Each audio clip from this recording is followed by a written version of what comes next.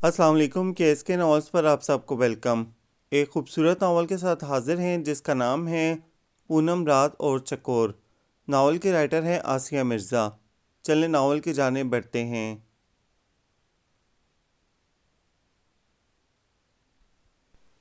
ایک خبر پوری گرم ذرا دل تھام کر صنم۔ مزدک نے شیشے کی چمکتی میز پر یوں ہاتھ مارا جیسے وہ ڈائس ہو اور وہ سب موجود حاضرین۔ کیا مصیبت ہے تمہیں؟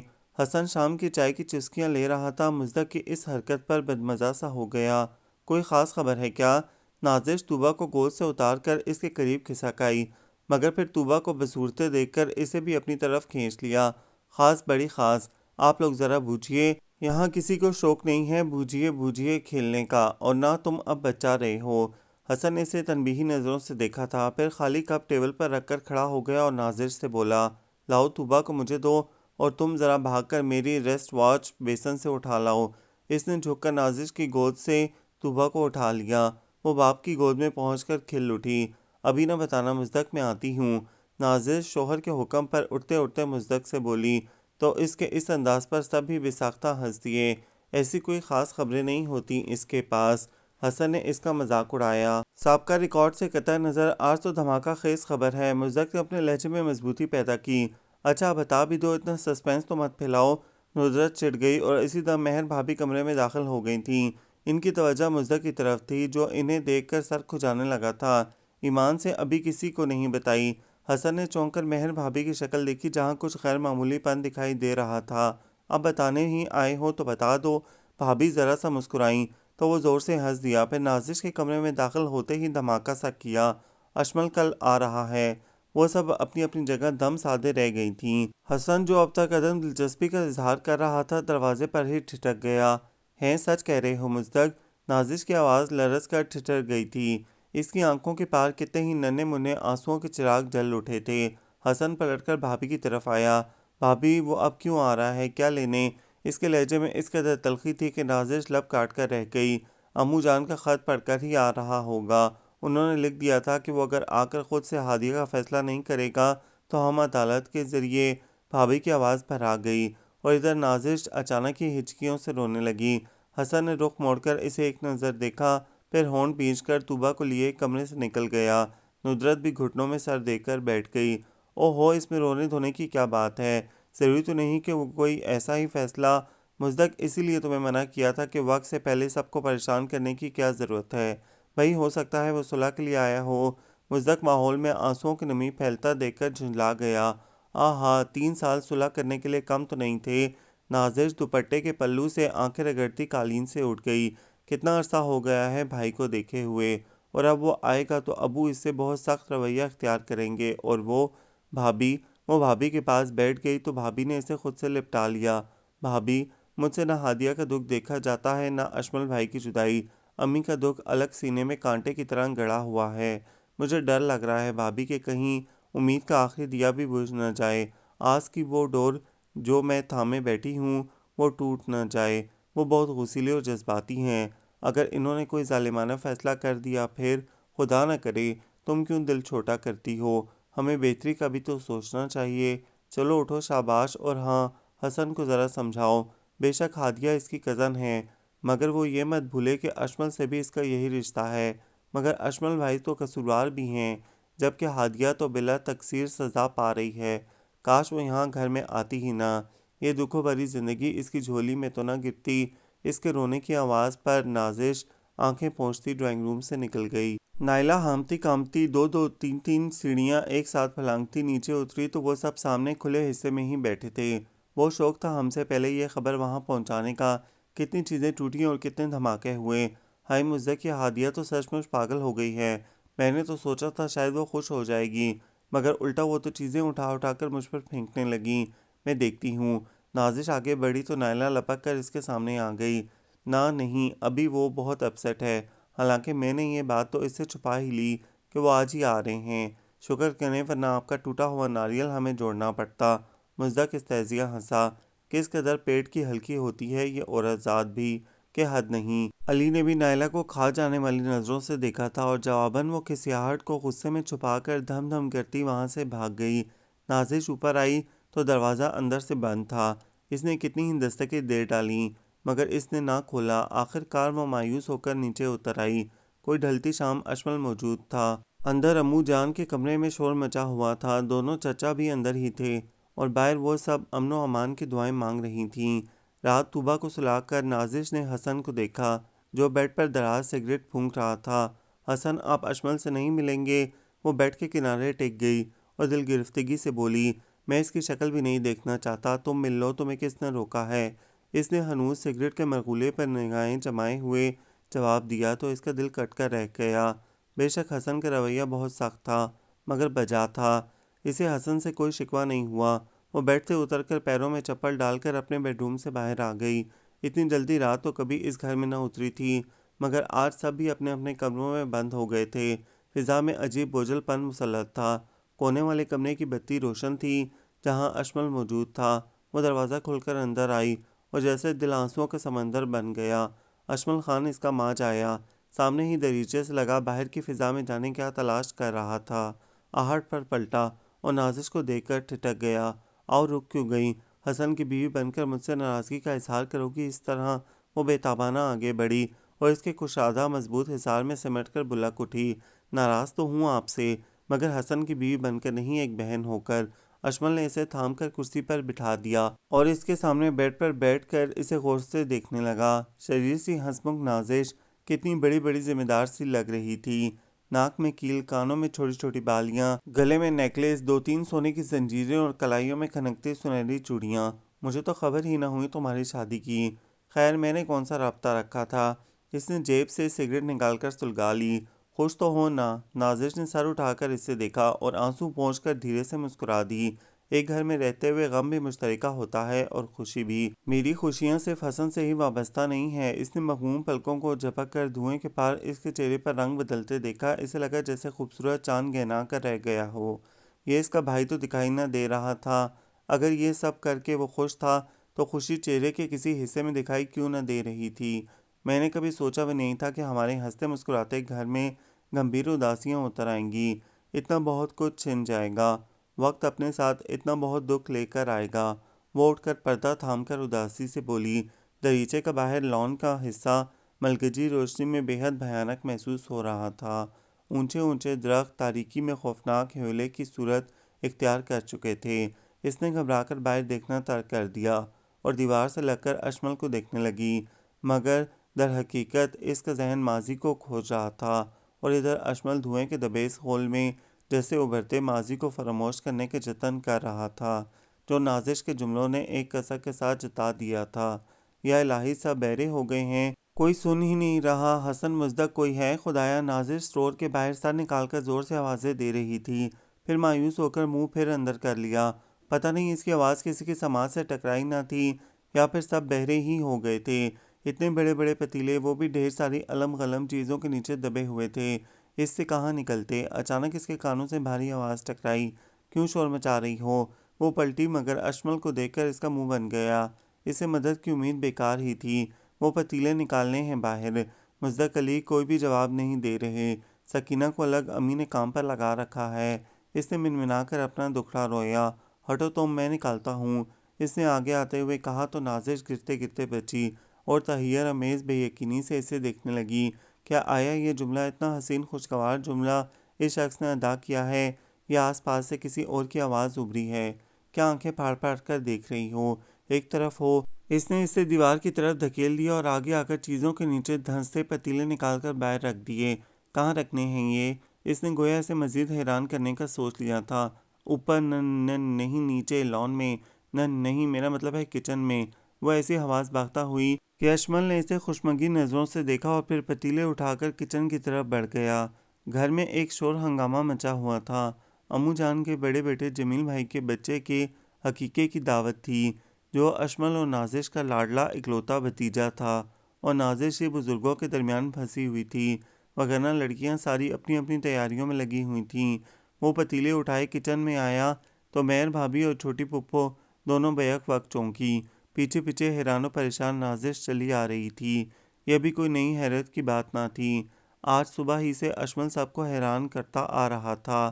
صبح اس نے چھوٹی چچی کو مسلسل کھانستے دیکھ کر اپنائیت سے کہا تھا، آئیے چچی میں آپ کو ڈاکٹر کے پاس لے جاؤں۔ اور چچی بیچاری سویٹر بنتے بنتے ششدر رہ کر کتنی دیر غلط بنتی چلی گئیں۔ آپ تیار ہو جائیے۔ نہیں، انہوں نے جلدی سے انکار کر دیا۔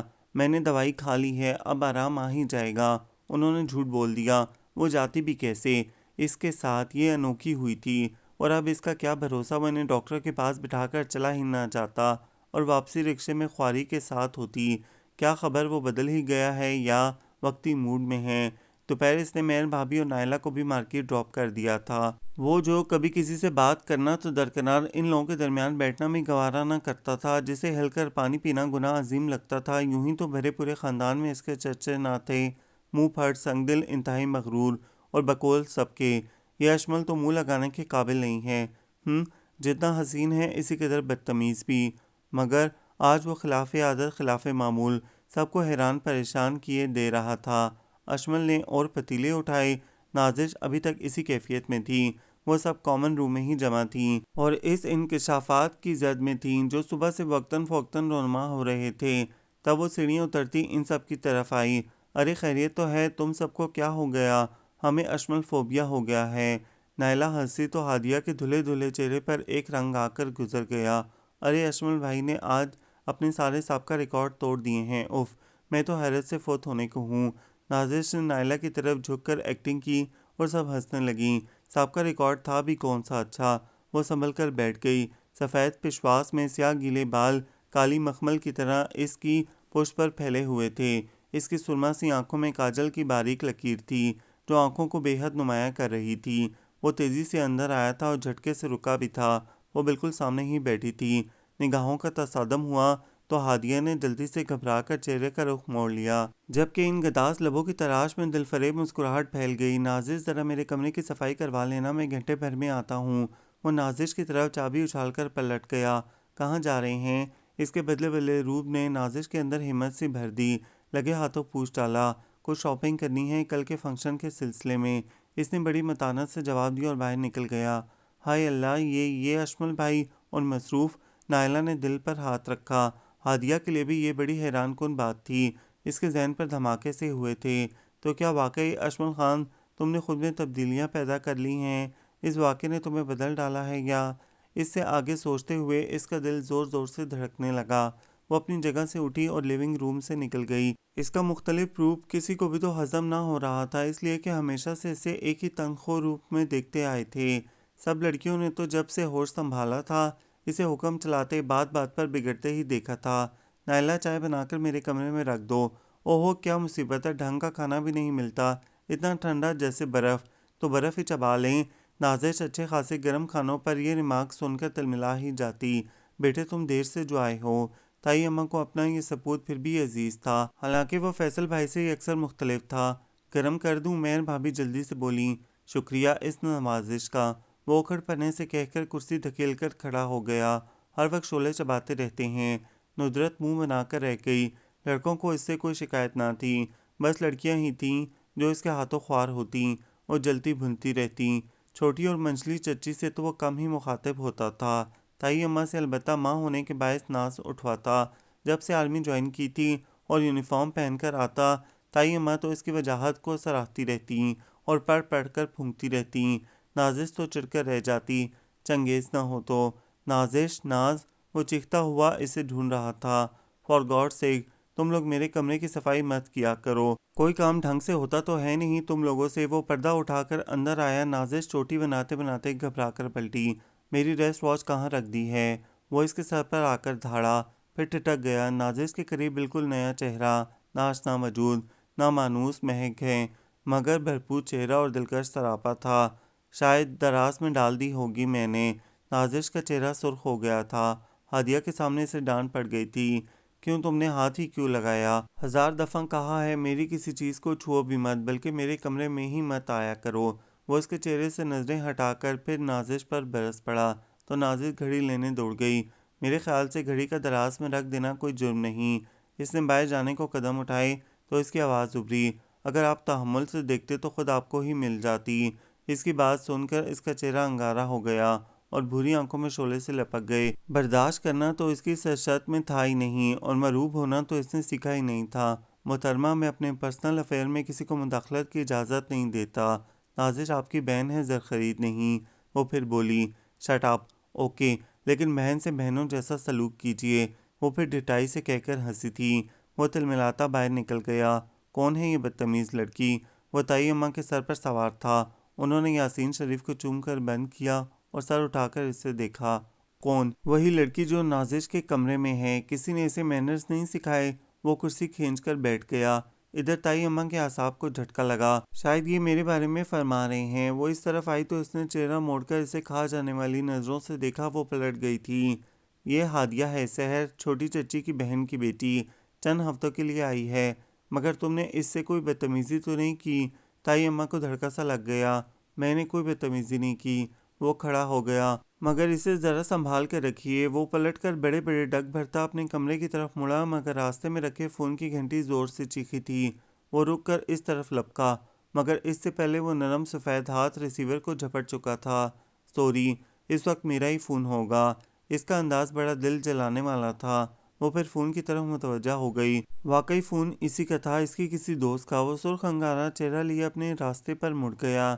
اس کی ہنسی کی آواز اسے دور تک سنائی دی تھی۔ سخت بدتمیز لڑکی ہے۔ اس نے سر جھٹکا۔ شام کو تیار ہو کر نکلا تو پورا اہل خانہ لان میں جمع شام کی چائے سے لطف اٹھا رہا تھا۔ میں جا رہا ہوں امی، اور آج شاید میں وہیں رہوں گا۔ وہ سب سے بے نیاز تائی اماں سے مخاطب ہوا۔ ارے رات تو ہادیہ اپنی سالگرہ کا کیک بنا کر کھلا رہی ہے، اور شاندار ڈنر بھی۔ مہر بھابھی کے منہ سے پھسل پڑا۔ اس نے بے اختیار نگاہیں نائلہ اور نازش کے درمیان گھاس کے فرش پر بیٹھی ہادیہ پر ڈالیں۔ پیشانی پر شکنوں کا جال سا بن گیا۔ آپ جانتی ہیں، مجھے ایسی بیکار پارٹیوں سے انٹرسٹ نہیں ہے۔ اس کا انداز خاصا تذیق امیز تھا۔ تائی اماں کو سخت برا محسوس ہوا۔ چھوٹی چچی کا چہرہ بھی سرخ ہو گیا۔ اپنی بھانجی کی یہ تذلیل انہیں ناگوار گزری تھی، مگر چپ رہیں۔ یہ خوشی ہے بچیوں کی، بیکار کی پارٹی کی کیا بات؟ ٹھیک ہے، تم مت شرکت کرنا۔ تائی اماں نے اسے ڈپٹ دیا، مگر وہ رکا ہی کب تھا۔ بڑے بڑے قدموں سے لان عبور کر کے پورچ کی طرف نکل گیا تھا۔ سوری ہادیہ، دراصل یہ اشمل بھائی۔ نازش ہادیہ سے نظریں چراتے ہوئے خفت سے بولی، مگر ہادیہ نے اسے روک دیا۔ میں ایسی جلنے کڑنے والی باتوں کا برا نہیں مناتی۔ چلو ہم تیاری کریں۔ وہ خوش دلی سے مسکراتی کھڑی ہو گئی۔ یوں تو وہ ہفتہ بھر کے لیے آئی تھی کراچی، مگر نازش اور نائلہ کے بے حد اصرار پر اسے مزید رکنا پڑا۔ منجلی چچی اور تائی امی نے بھی اسے فواد کے حقیقے تک روک لیا۔ اب دن ہی کتنے رہ گئے ہیں یہ دعوت گزار کا جانا، اور وہ مزید انکار نہ کر پائی۔ وہ سب اس قدر محبت کرنے والے لوگ تھے، بس ایک وہی شخص مزاجاً مختلف دکھائی دے رہا تھا۔ اس کا خیال آتے ہی اس کا حلق تک کڑوا ہو گیا۔ اس کے شب و روز بڑے مزے میں گزر رہے تھے۔ وہ خود بھی بزلہ سنج اور زندہ دل لڑکی تھی۔ نائلہ اور دوسری لڑکیوں کے ساتھ اس کی خوب بنتی تھی۔ فیصل بھائی کے فواد کے ساتھ تو وہ بچہ بن کر خوب ادھم مچاتی۔ اس دن بھی بڑے سے گیند سے اس کے ساتھ فٹ بال کھیل رہی تھی۔ فواد اسے گیند کے پیچھے بھاگتے اور لات مارتے دیکھ کر تالیاں پیٹ پیٹ کر خوش ہو رہا تھا۔ اچانک اس نے زور سے شاٹ مارا اور گیند اچھل کر لیونگ روم کے دروازے سے آتے اشمل کے منہ پر لگی۔ اتنی ہلکی گیند تھی، اسے قطعاً کوئی گزن نہ پہنچا تھا، مگر اسے دیکھ کر اس نے قدموں سے گیند اٹھا لی اور اس کی طرف آ گیا، جو دم سادے کھڑی رہ گئی تھی۔ اس شخص کو گیند لگی تھی جو بغیر مار کھائے بھی مارنے کو تیار رہتا تھا۔ اب تو اللہ ہی حافظ ہے، وہ حقیقتاً سہم گئی تھی۔ تو آپ نے یہ شوق بھی پال رکھے ہیں؟ اس نے طنز آمیز ہنسی کے ساتھ دریافت کیا تو اس کی پیشانی جل اٹھی۔ میں نے جان کر نہیں ماری تھی، دیجیے، اس نے آہستگی سے کہتے ہوئے گیند کے لیے ہاتھ بڑھایا۔ آپ نے جان کر ہی ماری ہے، ظاہر ہے بدلہ لینے کی کوشش تھی۔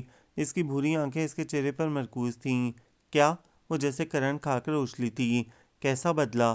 اس نے اپنی سرما سی آنکھیں حیرت اور غصے کے مشترکہ احساس کے ساتھ اوپر اٹھائیں، اور جیسے اشمل خان کو اپنا دل پوری قوت سے دھڑکتا محسوس ہوا، اس نے عنابی لبوں کو باہم بھینچ لیا اور گیند اس کی طرف اچھال دی۔ ظاہر ہے آپ کی سالگرہ میں شریک نہ ہوا، اس کا رنج تو ہوگا۔ اف، وہ پوری جان سے سلگ اٹھی۔ جی نہیں، آپ کی شرکت میرے لیے کوئی اہمیت نہیں رکھتی۔ وہ کھولتی اس کے قریب سے گزر کر کمرے کا پردہ اٹھا کر نکل گئی۔ پھر یوں ہونے لگا کہ اکثر و بیشتر اشمل سے اس کی کسی نہ کسی بات پر تلخ کلامی ہو جاتی۔ وہ لاکھ دامن بچا کر رہتی، مگر وہ شخص جو جان بوجھ کر اس سے مخاطب ہوتا تھا، تلخ تلخ لہجہ، تنا تنا چہرہ، ہر بار اس سے متصادم ہو جاتا، اور انہی تلخ تصادم میں اشمل خان کو اچانک ہی وہ بے حد اچھی لگنے لگی۔ اسے پا لینے کا جذبہ امڑ آیا۔ دل اس انوکھی تمنا کے سیل شوق میں بہنے لگا۔ وہ حیران بھی ہوا اور مسرور بھی۔ اس دن اس کی امو جان سے کسی بات پر بدمزگی ہو گئی اور حسب سابق تائی اماں سے شام کو الجھ پڑا۔ انہوں نے بھی اسے سمجھانا چاہا تھا، وہ چیخ اٹھا، کیوں؟ میرا انداز، میرے رویے کیا خراب ہے؟ بس میرا مزاج ہی ایسا ہے، آپ لوگ ہی مجھ سے بات مت کیا کریں۔ وہ اتنا گستاخ ہو رہا تھا کہ تائی اماں دل گرفتہ سی ہو کر اس کے کمرے سے نکل گئیں۔ وہ اتنا ضدی اور غصیلا ہوگا انہیں اندازہ نہیں تھا۔ وہ سوچتیں شاید انہی کی تربیت میں کہیں کوتاہی ہو گئی ہے، وگرنہ فیصل بھی تو اسی باپ اور اسی ماں کا بیٹا ہے، شاید زیادہ لاڈ پیار نے اسے بگاڑ دیا ہے۔ انہیں اتنا دکھی اور اداس دیکھ کر ہادیہ کا دل اداس ہو گیا۔ اوپر سے نازش رات کے کھانے پر اسے بلانے گئی تو اس نے بری طرح اسے جھڑک دیا اور نازش منہ لٹکائے دل ہی دل میں اسے برا بھلا کہتی نیچے آ گئی، اور جانے ہادیہ کے دل میں کیا سمائی، وہ گھر کے تنے تنے مگدر ماحول اور تائی امی کی دل گرفتگی کو بری طرح محسوس کرتے ہوئے اس کے کمرے میں چلی آئی۔ یہ اس کی بالکل غیر اختیاری حرکت تھی۔ وہ دریچہ کھولے کھڑا تھا، اسے اپنے کمرے کے دروازے پر دیکھ کر متحیر رہ گیا۔ میں آپ کو ڈنر پر بلانے نہیں آئی، وہ ہمتیں مجتمع کرتے ہوئے اندر آ گئی، تنا تنا چہرہ اور سرخ ہوتی ناک اسے اندر سے بہت بے حوصلہ کر رہی تھی، مگر بظاہر وہ مضبوطی سے بولی، میں تو صرف یہ کہنے آئی ہوں کہ آپ نعیمہ آنٹی تائی اماں سے معافی مانگ لیں۔ تو تم امی کی حمایتی بن کر آئی ہو؟ سنو لڑکی، یہ میرا اور ان کا معاملہ ہے، ماں بیٹے کا۔ اس نے زور سے دریچے کا پٹ بند کیا اور 2 قدم آگے آیا۔ میں کسی تیسرے کی مداخلت، میں جانتی ہوں کہ میں مداخلت کی مجاز نہیں ہوں، مگر آپ کا رویہ بہت ناشائستہ ہے۔ وہ بہت دکھی ہو گئی ہیں۔ کیسے بیٹے ہیں آپ کے؟ ماں کے لیے بھی دل گداس نہیں ہے؟ اس میں جانے اتنی ہمت کیسے آ گئی تھی؟ اور ادھر وہ دم سادے اسے دیکھتا رہ گیا۔ ریشمی بال کالی مخمل کی طرح اس کے چہرے کے اطراف شانوں پر بکھرے تھے اور درمیان میں تمتماتا چہرہ اشمل خان کو بے انتہا دلکش لگ رہا تھا۔ آپ کسی لمحے ذرا اپنا احتساب تو کریں، آپ کے اطراف موجود یہ سب لوگ آپ سے بے پناہ محبت کرتے ہیں، آپ کے ناقابل برداشت رویوں کو بھی برداشت کر رہے ہیں، تو یہ سب کسی مجبوری کے تحت نہیں بلکہ یہ خونی رشتوں کا تقاضا ہے، یہ چاہت ہے، مگر شاید آپ کو اتنی انمول محبتوں کی بالکل بھی قدر نہیں ہے۔ وہ ذرا سا رکی اور اس کی طرف دیکھا، وہ ہمتاً گوش تھا۔ ہادیہ کو لگا کہ لوہا گرم ہے، سو ایک ضرب اور بھی، آپ خود کو بدل کیوں نہیں لیتے؟ یہ جانتے بھی ہیں کہ آپ کا یہ رویہ سب کے لیے اذیت کا باعث ہے۔ اشمل خان ابھی یہ سب آپ سے محبت کرتے ہیں، ایسا نہ ہو کہ ایک دن یہ سب پیچھے ہٹ جائیں اور آپ ان کے پیار، ان کے خلوص کے لیے ترس جائیں۔ وہ عجیب سے احساسات سے 2 4 آگے بڑھا، دل کے ساحل پر شوریدہ لہریں سر پٹکنے لگیں۔ وہ خوش فہم تھی کہ وہ اس کی باتیں سن رہا ہے، سمجھ رہا ہے، مگر وہ سن کہاں رہا تھا، وہ تو دیکھ رہا تھا۔ اس کی سماعتیں بھی بصارتوں کا روپ دھارے ہوئے تھیں۔ وہ اس کے قریب آ گیا، اتنا قریب کہ وہ وحشت زدہ سی ہو کر 2 قدم پیچھے ہٹنے پر مجبور ہو گئی۔ اس کی بھوری آنکھوں کی محویت سے گھبرا کر پلکیں لرز کے جھک گئیں۔ وہ اس کے احساسات سے بے خبر تھی، مگر اس کی آنکھوں سے خوفزدہ ہو گئی تھی۔ کیا آپ میری یہ بات مان نہیں سکتے؟ چلے سوچ تو سکتے ہیں نا؟ وہ حواسوں کو پھر سے مجتمع کر کے اس کی بھرپور وجاہت اور آنکھوں کی بدلتی کیفیت سے نظریں چرا کر بولی، جیسے خود کو مضبوط رکھنے کی ادنا سی کوشش، مگر اچانک اس کا نرم ہاتھ اشمل خان کے مضبوط ہاتھ میں آ گیا۔ سب کچھ بدل سکتا ہوں ہادیہ احمد، تمہاری خاطر۔ اس کے گداز انابی لبوں کی تراش میں مسکراہٹ پھیل گئی۔ اس نے جذبوں سے لپکتی آنکھیں اس کے قریب کر دیں۔ I love you with all my feelings۔ وہ اس کا ہاتھ دبا کر چھوڑ چکا تھا، مگر ہادیہ کا وجود جیسے انگاروں کی لپیٹ میں آ چکا تھا۔ اسے لگ رہا تھا جیسے کسی نے اسے جلتے بلتے ہوئے تندور میں دھکا دے دیا ہو۔ وہ اپنی باتوں کے اس رد عمل کا سوچ بھی نہیں سکتی تھی۔ اس بات کا تو تصور بھی اس کے پاس نہ تھا۔ اس کے وقار کو بری طرح دھچکا لگا تھا۔ بے اختیار اس کا ہاتھ اٹھا اور اشمل خان کے رخسار پر پڑا۔ یہ سب کچھ اتنا اچانک ہوا تھا کہ چند ثانیے دونوں ہی اپنی اپنی جگہ دم سادے رہ گئے، مگر دوسرے لمحے اشمل کا چہرہ لال بھبوکا ہوا، آنکھوں میں شعلے لپکنے لگے تھے، اور ادھر ہادیہ بھی جوش میں آ کر پلٹی، کمرے سے باہر نکل کر تقریباً بھاگ کر سیڑھیاں اتر کر اپنے کمرے میں پہنچی تھی۔ شکر تھا کمرہ اس وقت خالی تھا۔ اس نے دروازہ دھکیلا اور بیڈ پر بیٹھ گئی۔ اس کا سانس معمول سے ہٹ کر چل رہا تھا اور پورا جسم دل کی طرح دھڑکتا محسوس ہو رہا تھا۔ دل جیسے رگوں میں خون کی طرح دوڑ رہا تھا۔ 2 بھوری آنکھوں کے لپکتے انوکھے رنگ پھر مہکتے شرارے اس کے تصور میں گھومنے لگے۔ او خدایا، یہ سب کیا ہو گیا؟ اس نے اپنے لرزتے گھٹنوں کو اوپر سمیٹ کر اس پر سر جھکا لیا۔ اسے لگ رہا تھا جیسے کوئی طوفان اس کے وجود کو چھوتا ہوا گزر گیا ہو۔ اس کے ہاتھوں کا لمس اب تک اس کے ہاتھوں میں کسی انگارے کی مانند دہکتا محسوس ہو رہا تھا۔ اشمل خان کے چہرے پر اس نے تھپڑ مار دیا۔ اس قدر ظالم بدلحاظ شخص کے چہرے پر یہ سوچ سوچ کر اسے جھرجھری آنے لگی، مگر اندر ہی کہیں اپنے اس عمل پر تعصب بھی منڈلانے لگا تھا۔ وہ کتنے غور سے اس کی بات سن رہا تھا اور ماننے پر بھی راضی تھا۔ کہیں اس کا یہ عمل اسے اور زیادہ خطرناک تو نہیں بنا دے گا؟ وہ گھبرا کر بیڈ سے اتر کر کمرے میں ٹہلنے لگی، مگر پیروں میں بھی ابھی تک خفیف سی لرزش باقی تھی۔ وہ پھر کرسی پر ٹک گئی کہ نازش دروازہ کھل کر اندر آئی اور اسے بغور دیکھ کر چونکی۔ کیا ہوا ہادیہ؟ وہ اس کی طرف جھکی تو وہ سر اٹھا کر اپنے روبرو نازش کو دیکھ کر لمحہ بھر کو گھبرا گئی، پھر جلدی سے سنبھل کر کھڑی ہو گئی۔ کچھ بھی نہیں، بس ایسے ہی ذرا سر میں درد محسوس ہو رہا ہے۔ ارے سر میں درد ہے تو گولی کھاؤ نا، ٹھہرو میں ابھی لاتی ہوں۔ نازش کمرے سے نکل گئی اور وہ اسے روک بھی نہ سکی۔ اب اسے کیا بتاتی کہ اس کے بھائی نے اس کی ساری جان ہی نکال دی ہے، یہ ایک نیا درد بخش دیا ہے۔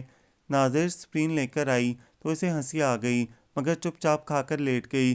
ذہنی طور پر وہ اس قدر اپسٹ تھی کہ ساری رات آنکھوں میں کاٹی۔ کبھی اشمل کا خوف رگوں میں خون کی جگہ دوڑنے لگتا، کبھی ندامت کا احساس منڈلانے لگتا، اور کبھی اس کا دلکش سراپا محبت انگیز نظریں اور اعتراف محبت یاد آ جاتا تو دل عجیب سی لے پر دھڑکنا چاہتا، نامانوس سے احساسات امڑنے لگتے۔ اشمل خان خواہشوں کے شوریدہ سمندر میں بہہ رہا تھا، ساتھ اسے بھی بہا لے جانا چاہتا تھا، اور ہادیہ احد کو لگ رہا تھا جیسے طوفان بہت منظور ہے اور اس کے پیروں کے نیچے زمین بے حد نرم، اس کے اعصاب بہت کمزور۔ ساری رات خلفشار میں کٹی اور نتیجتاً صبح وہ بخار میں پھنک رہی تھی۔ سارا گھر پریشان ہو گیا، چھوٹی چچی کا تو کلیجہ منہ کو آ گیا، ان کی لاڈلی بھانجی کو بخار نے جو آن گھیرا۔ نائلہ اس کے لیے گرم گرم دودھ لے آئی۔ تائی اماں نے فیصل بھائی کے ساتھ اسے زبردستی ڈاکٹر کے پاس بھیجنے پر اصرار کیا تو وہ شرمندہ ہو گئی۔ پلیز آنٹی میں ٹھیک ہوں، معمولی حرارت ہی تو ہے۔ وہ ان سب کی عنایتوں پر سرشار تھی، بس ایک وہ شخص ہی مختلف تھا اور وہی اس کی بیماری کا سبب بھی۔ اشمل حیران ہو رہا تھا، سارا گھر ہی افراتفری کا شکار تھا۔ کیا معاملہ ہے؟ اس نے نائلہ سے استفسار کیا جو آئس کیوب لے کر جا رہی تھی۔ ہادیہ کو بہت تیز بخار ہو گیا ہے، پتہ نہیں اچانک کیا ہو گیا، کل تک تو اچھی بھلی تھی، شاید نظر لگ گئی ہوگی، کل بلیک سوٹ میں جش بھی تو بہت رہی تھی۔ نائلہ نے اس کی بیماری کا جواز بھی ساتھ پیش کر دیا اور چلتی بنی۔ وہ اپنی جگہ کھڑا رہ گیا۔ سامنے کمرے کا دروازہ نیم وا تھا۔ اس نے ہونٹ بھینچ کر ایک نظر ڈالی اور پلٹ کر باہر کی طرف نکل گیا۔ جمعے کے دن فیصل بھائی کے بیٹے کے عقیقے کی دعوت ہونی تھی۔ ہادیہ سنبھل گئی تھی اور ان سب کے ساتھ تیاریوں میں جٹی ہوئی تھی۔ ایک دن پہلے ہی قریبی رشتہ دار آ گئے تھے، بڑی پھپھو اور چھوٹی پھپھو کی بیٹیاں، تائی اماں کی بہن کی بیٹیاں، یوں ڈھیر ساری لڑکیاں جمع ہو کر خوب انجوائے کر رہی تھیں، اور عقیقے سے ایک دن پہلے اشمل خان کا بدلہ رویہ سب کے لیے حیرانی کا باعث بنا ہوا تھا۔ خوشی سے زیادہ تو سب حیرانگی اور تشویش میں مبتلا تھے، البتہ تائی اماں کی روح تک سرشار تھی، وہ تمہاری خوشی کے پھولے نہ سما رہی تھیں۔ ہادیہ احد کو بھی یہ تبدیلی بڑی دل فریب لگی تھی۔ اس کا خوف جو اسے سماعت دے رہا تھا ختم ہو چکا تھا۔ وہ اپنے دھپڑ کا رد عمل اس قدر مختلف اور غیر متوقع دیکھ کر خوش تھی۔ وہ کہیں دکھائی دیتا تو اس پر ایک نظر ضرور ڈالتا اور ہادیہ احد کا رواں رواں جیسے دل بن کر دھڑکنے لگتا۔ وہ اپنی اس کیفیت سے خود بھی پریشان تھی۔ جب وہ اظہار محبت کر رہا تھا تب وہ دھک اٹھی تھی، اور اب اس شخص کا خیال ذہن سے محو نہیں ہو پا رہا تھا۔ فنکشن عظیم ولا کے لان میں ہی ہو رہا تھا۔ حسن اور علی نے اپنی نگرانی میں لان کی آرائش کی تھی۔ مہمانوں کی آمد شروع ہو چکی تھی، مگر گھر کی لڑکیوں کی تیاری کسی طور ختم ہونے میں نہ آ رہی تھی۔ تائی اماں 2-3 بار سب کو ڈپٹ کر بھی جا چکی تھیں۔ مقابلہ حسن میں کوئی نہیں لے جا رہا تم لوگوں کو۔ مصدق اور علی وقتاً فوقتاً ادھر گزر کر لڑکیوں پر جملہ کسنے سے باز نہ آ رہے تھے۔ اللہ کی شان ہے، چڑیلوں کو بھی میک اپ کا سینس آ گیا ہے۔ اللہ کی شان ہے، بھوتوں کے ہاتھوں میں پرفیوم آ گیا ہے۔ حسن کے کپڑوں سے اٹھتی خوشبو کی مہک سونگھ کر نازش بھی اسے چڑھانے کو جواباً بولی، پھر ناک پر ہاتھ رکھ کر ہنسی، مگر سینس نہیں آیا۔ بھئی تم ٹھہری چڑیل، تو ہم اچھے خاصے انسان بھی تمہیں بھوت ہی دکھائی دیں گے نا۔ مصدق نے حسن کا ساتھ دیا تو نازش نے چڑھ کر رخ موڑ لیا۔ اشمل ان دونوں کے ساتھ تھا، مگر صرف مسکرانے پر اکتفا کر رہا تھا، پھر جیسے وہ مبہوت سا رہ گیا۔ ہادیہ سبز پشواس میں بڑا سا دوپٹہ سنبھالتی کمرے سے نکلی تھی، اس کے سامنے سے گزری اور بہن بھابھی کی طرف بڑھ گئی۔ ہلکے ہلکے میک اپ اور نازک جیولری میں وہ پہلی بار اتنے اہتمام سے دکھائی دی تھی۔ کئی نگاہیں اٹھی تھیں، پھر کچھ جھک گئیں، کچھ دوسری طرف ہو گئیں، مگر اشمل کی نگاہوں نے دور تک اس کا پیچھا کیا۔ وہ بھابھی کی کسی بات پر ہولے سے ہنسی تھی، بے نیاز انداز پر اعتماد سراپا۔ خیر تو ہے؟ مزدک نے اس کے شانے پر ہاتھ مارا۔ کیا کیوپٹ کے تیر کا شکار ہو گئے؟ اس نے چونک کر نگاہوں کا زاویہ بدلا تو حسن اور مزدک بڑی دلچسپی سے اس کے چہرے کے تاثرات کو دیکھ رہے تھے۔ وہ جھیم گیا۔ بکو مت زیادہ، وہ جانے کو پلٹا۔ کون سا جرم ہے، کیا ستم ہو گیا؟ آنکھ گر اٹھ گئی آپ ہی کی طرف۔ حسن کی معنی خیز ہنسی بے ساختہ تھی، وہ رک کر ذرا سا پلٹا۔ میرا مطلب ہے انہی کی طرف۔ اس نے جلدی سے ہنسی روک کر دور کھڑی ہادیہ کی طرف اشارہ کیا اور اس نے لب بیچ کر یہاں سے جانے میں عافیت سمجھی۔ وہ دونوں مکمل شرارت کے موڈ میں تھے، مگر وہ اس سارے وقت اپنی بے قرار نگاہوں کو قابو نہ کر سکا تھا۔ ہادیہ اس کی بھوری آنکھوں کے مہکتے حصار میں ہی رہی، جس کا احساس ہادیہ کو بھی تھا۔ ان سحر تراز نگاہوں کے ولہانہ چمک اسے کئی بار نروس کر گئی، اس کے اعتماد کو بکھیر بکھیر گئی۔ کبھی کبھی تو وہ اسے اس قدر مسلسل اور غور سے دیکھتا رہ جاتا کہ اس کی پیشانی قطروں سے چمک اٹھتی۔ دل کی چار دیواری میں الگ دیوانہ ہو کر ٹکراتا رہا تھا۔ پھر موقع پا کر اس نے اچانک اسے اندر آتے دیکھ کر ستون کے پاس گھیر لیا۔ ہادیہ احد، ایک دھپڑ کھانے کے باوجود آج میں پھر تم سے گستاخی کا مرتکب ہو رہا ہوں۔ وہ بڑے اعتماد کے ساتھ اس کے سامنے پھیل کر اس کا اعتماد بکھیرنے لگا۔ ہادیہ نے بس ایک نظر اسے دیکھا۔ وہ اسے کسی مضبوط چٹان کی مانند دکھائی دیا جسے گرانا یا شکست دینا اسے بے حد مشکل بلکہ ناممکن محسوس ہوا۔ اس کے لبوں پر بڑی دلفریب مسکراہٹ تھی جو ہادیہ کی رگ رگ میں حشر برپا کر رہی تھی۔ کیا میں اس حسن کا مجرم بن سکتا ہوں؟ اس کی بھاری آواز ابھری اور اس کی ساری ہستی ہی ڈول کر رہ گئی، مگر وہ تو اس کے حواسوں پر مسلسل حملے کر رہا تھا، بڑے خوبصورت گمبھیر تار لہجے میں۔ سنو، میرے پاس لفظوں کے خزانے نہیں ہیں، بہت سے حسین پرکشش جملے نہیں ہیں، شاید اظہار کا میرا یہ طریقہ تمہیں ناپسند لگا ہو، مگر کیا کروں، اس کے سوا مجھے کوئی طریقہ نہیں معلوم۔ اس سے پہلے میری زندگی میں ایسا کوئی لمحہ آیا ہی نہیں۔ بہرحال اگر تمہیں برا محسوس ہو رہا ہے تو سوری، مگر وہ لمحہ بھر کو رکا، لبوں پر دلفریب تبسم ایک بار پھر رقصاں ہو گیا۔ میں اپنے اس اور پچھلے طرز عمل پر قطعی شرمندہ نہیں ہوں۔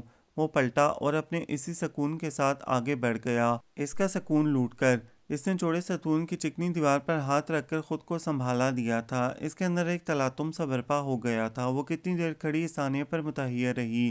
وہ جا چکا تھا، مگر اپنی خوشبو اس کے آس پاس چھوڑ گیا تھا۔ اچانک اسے اپنے رخسار تمتماتے محسوس ہوئے، جذبات کی حرارت شعلوں کی مانند جھلسانے لگی۔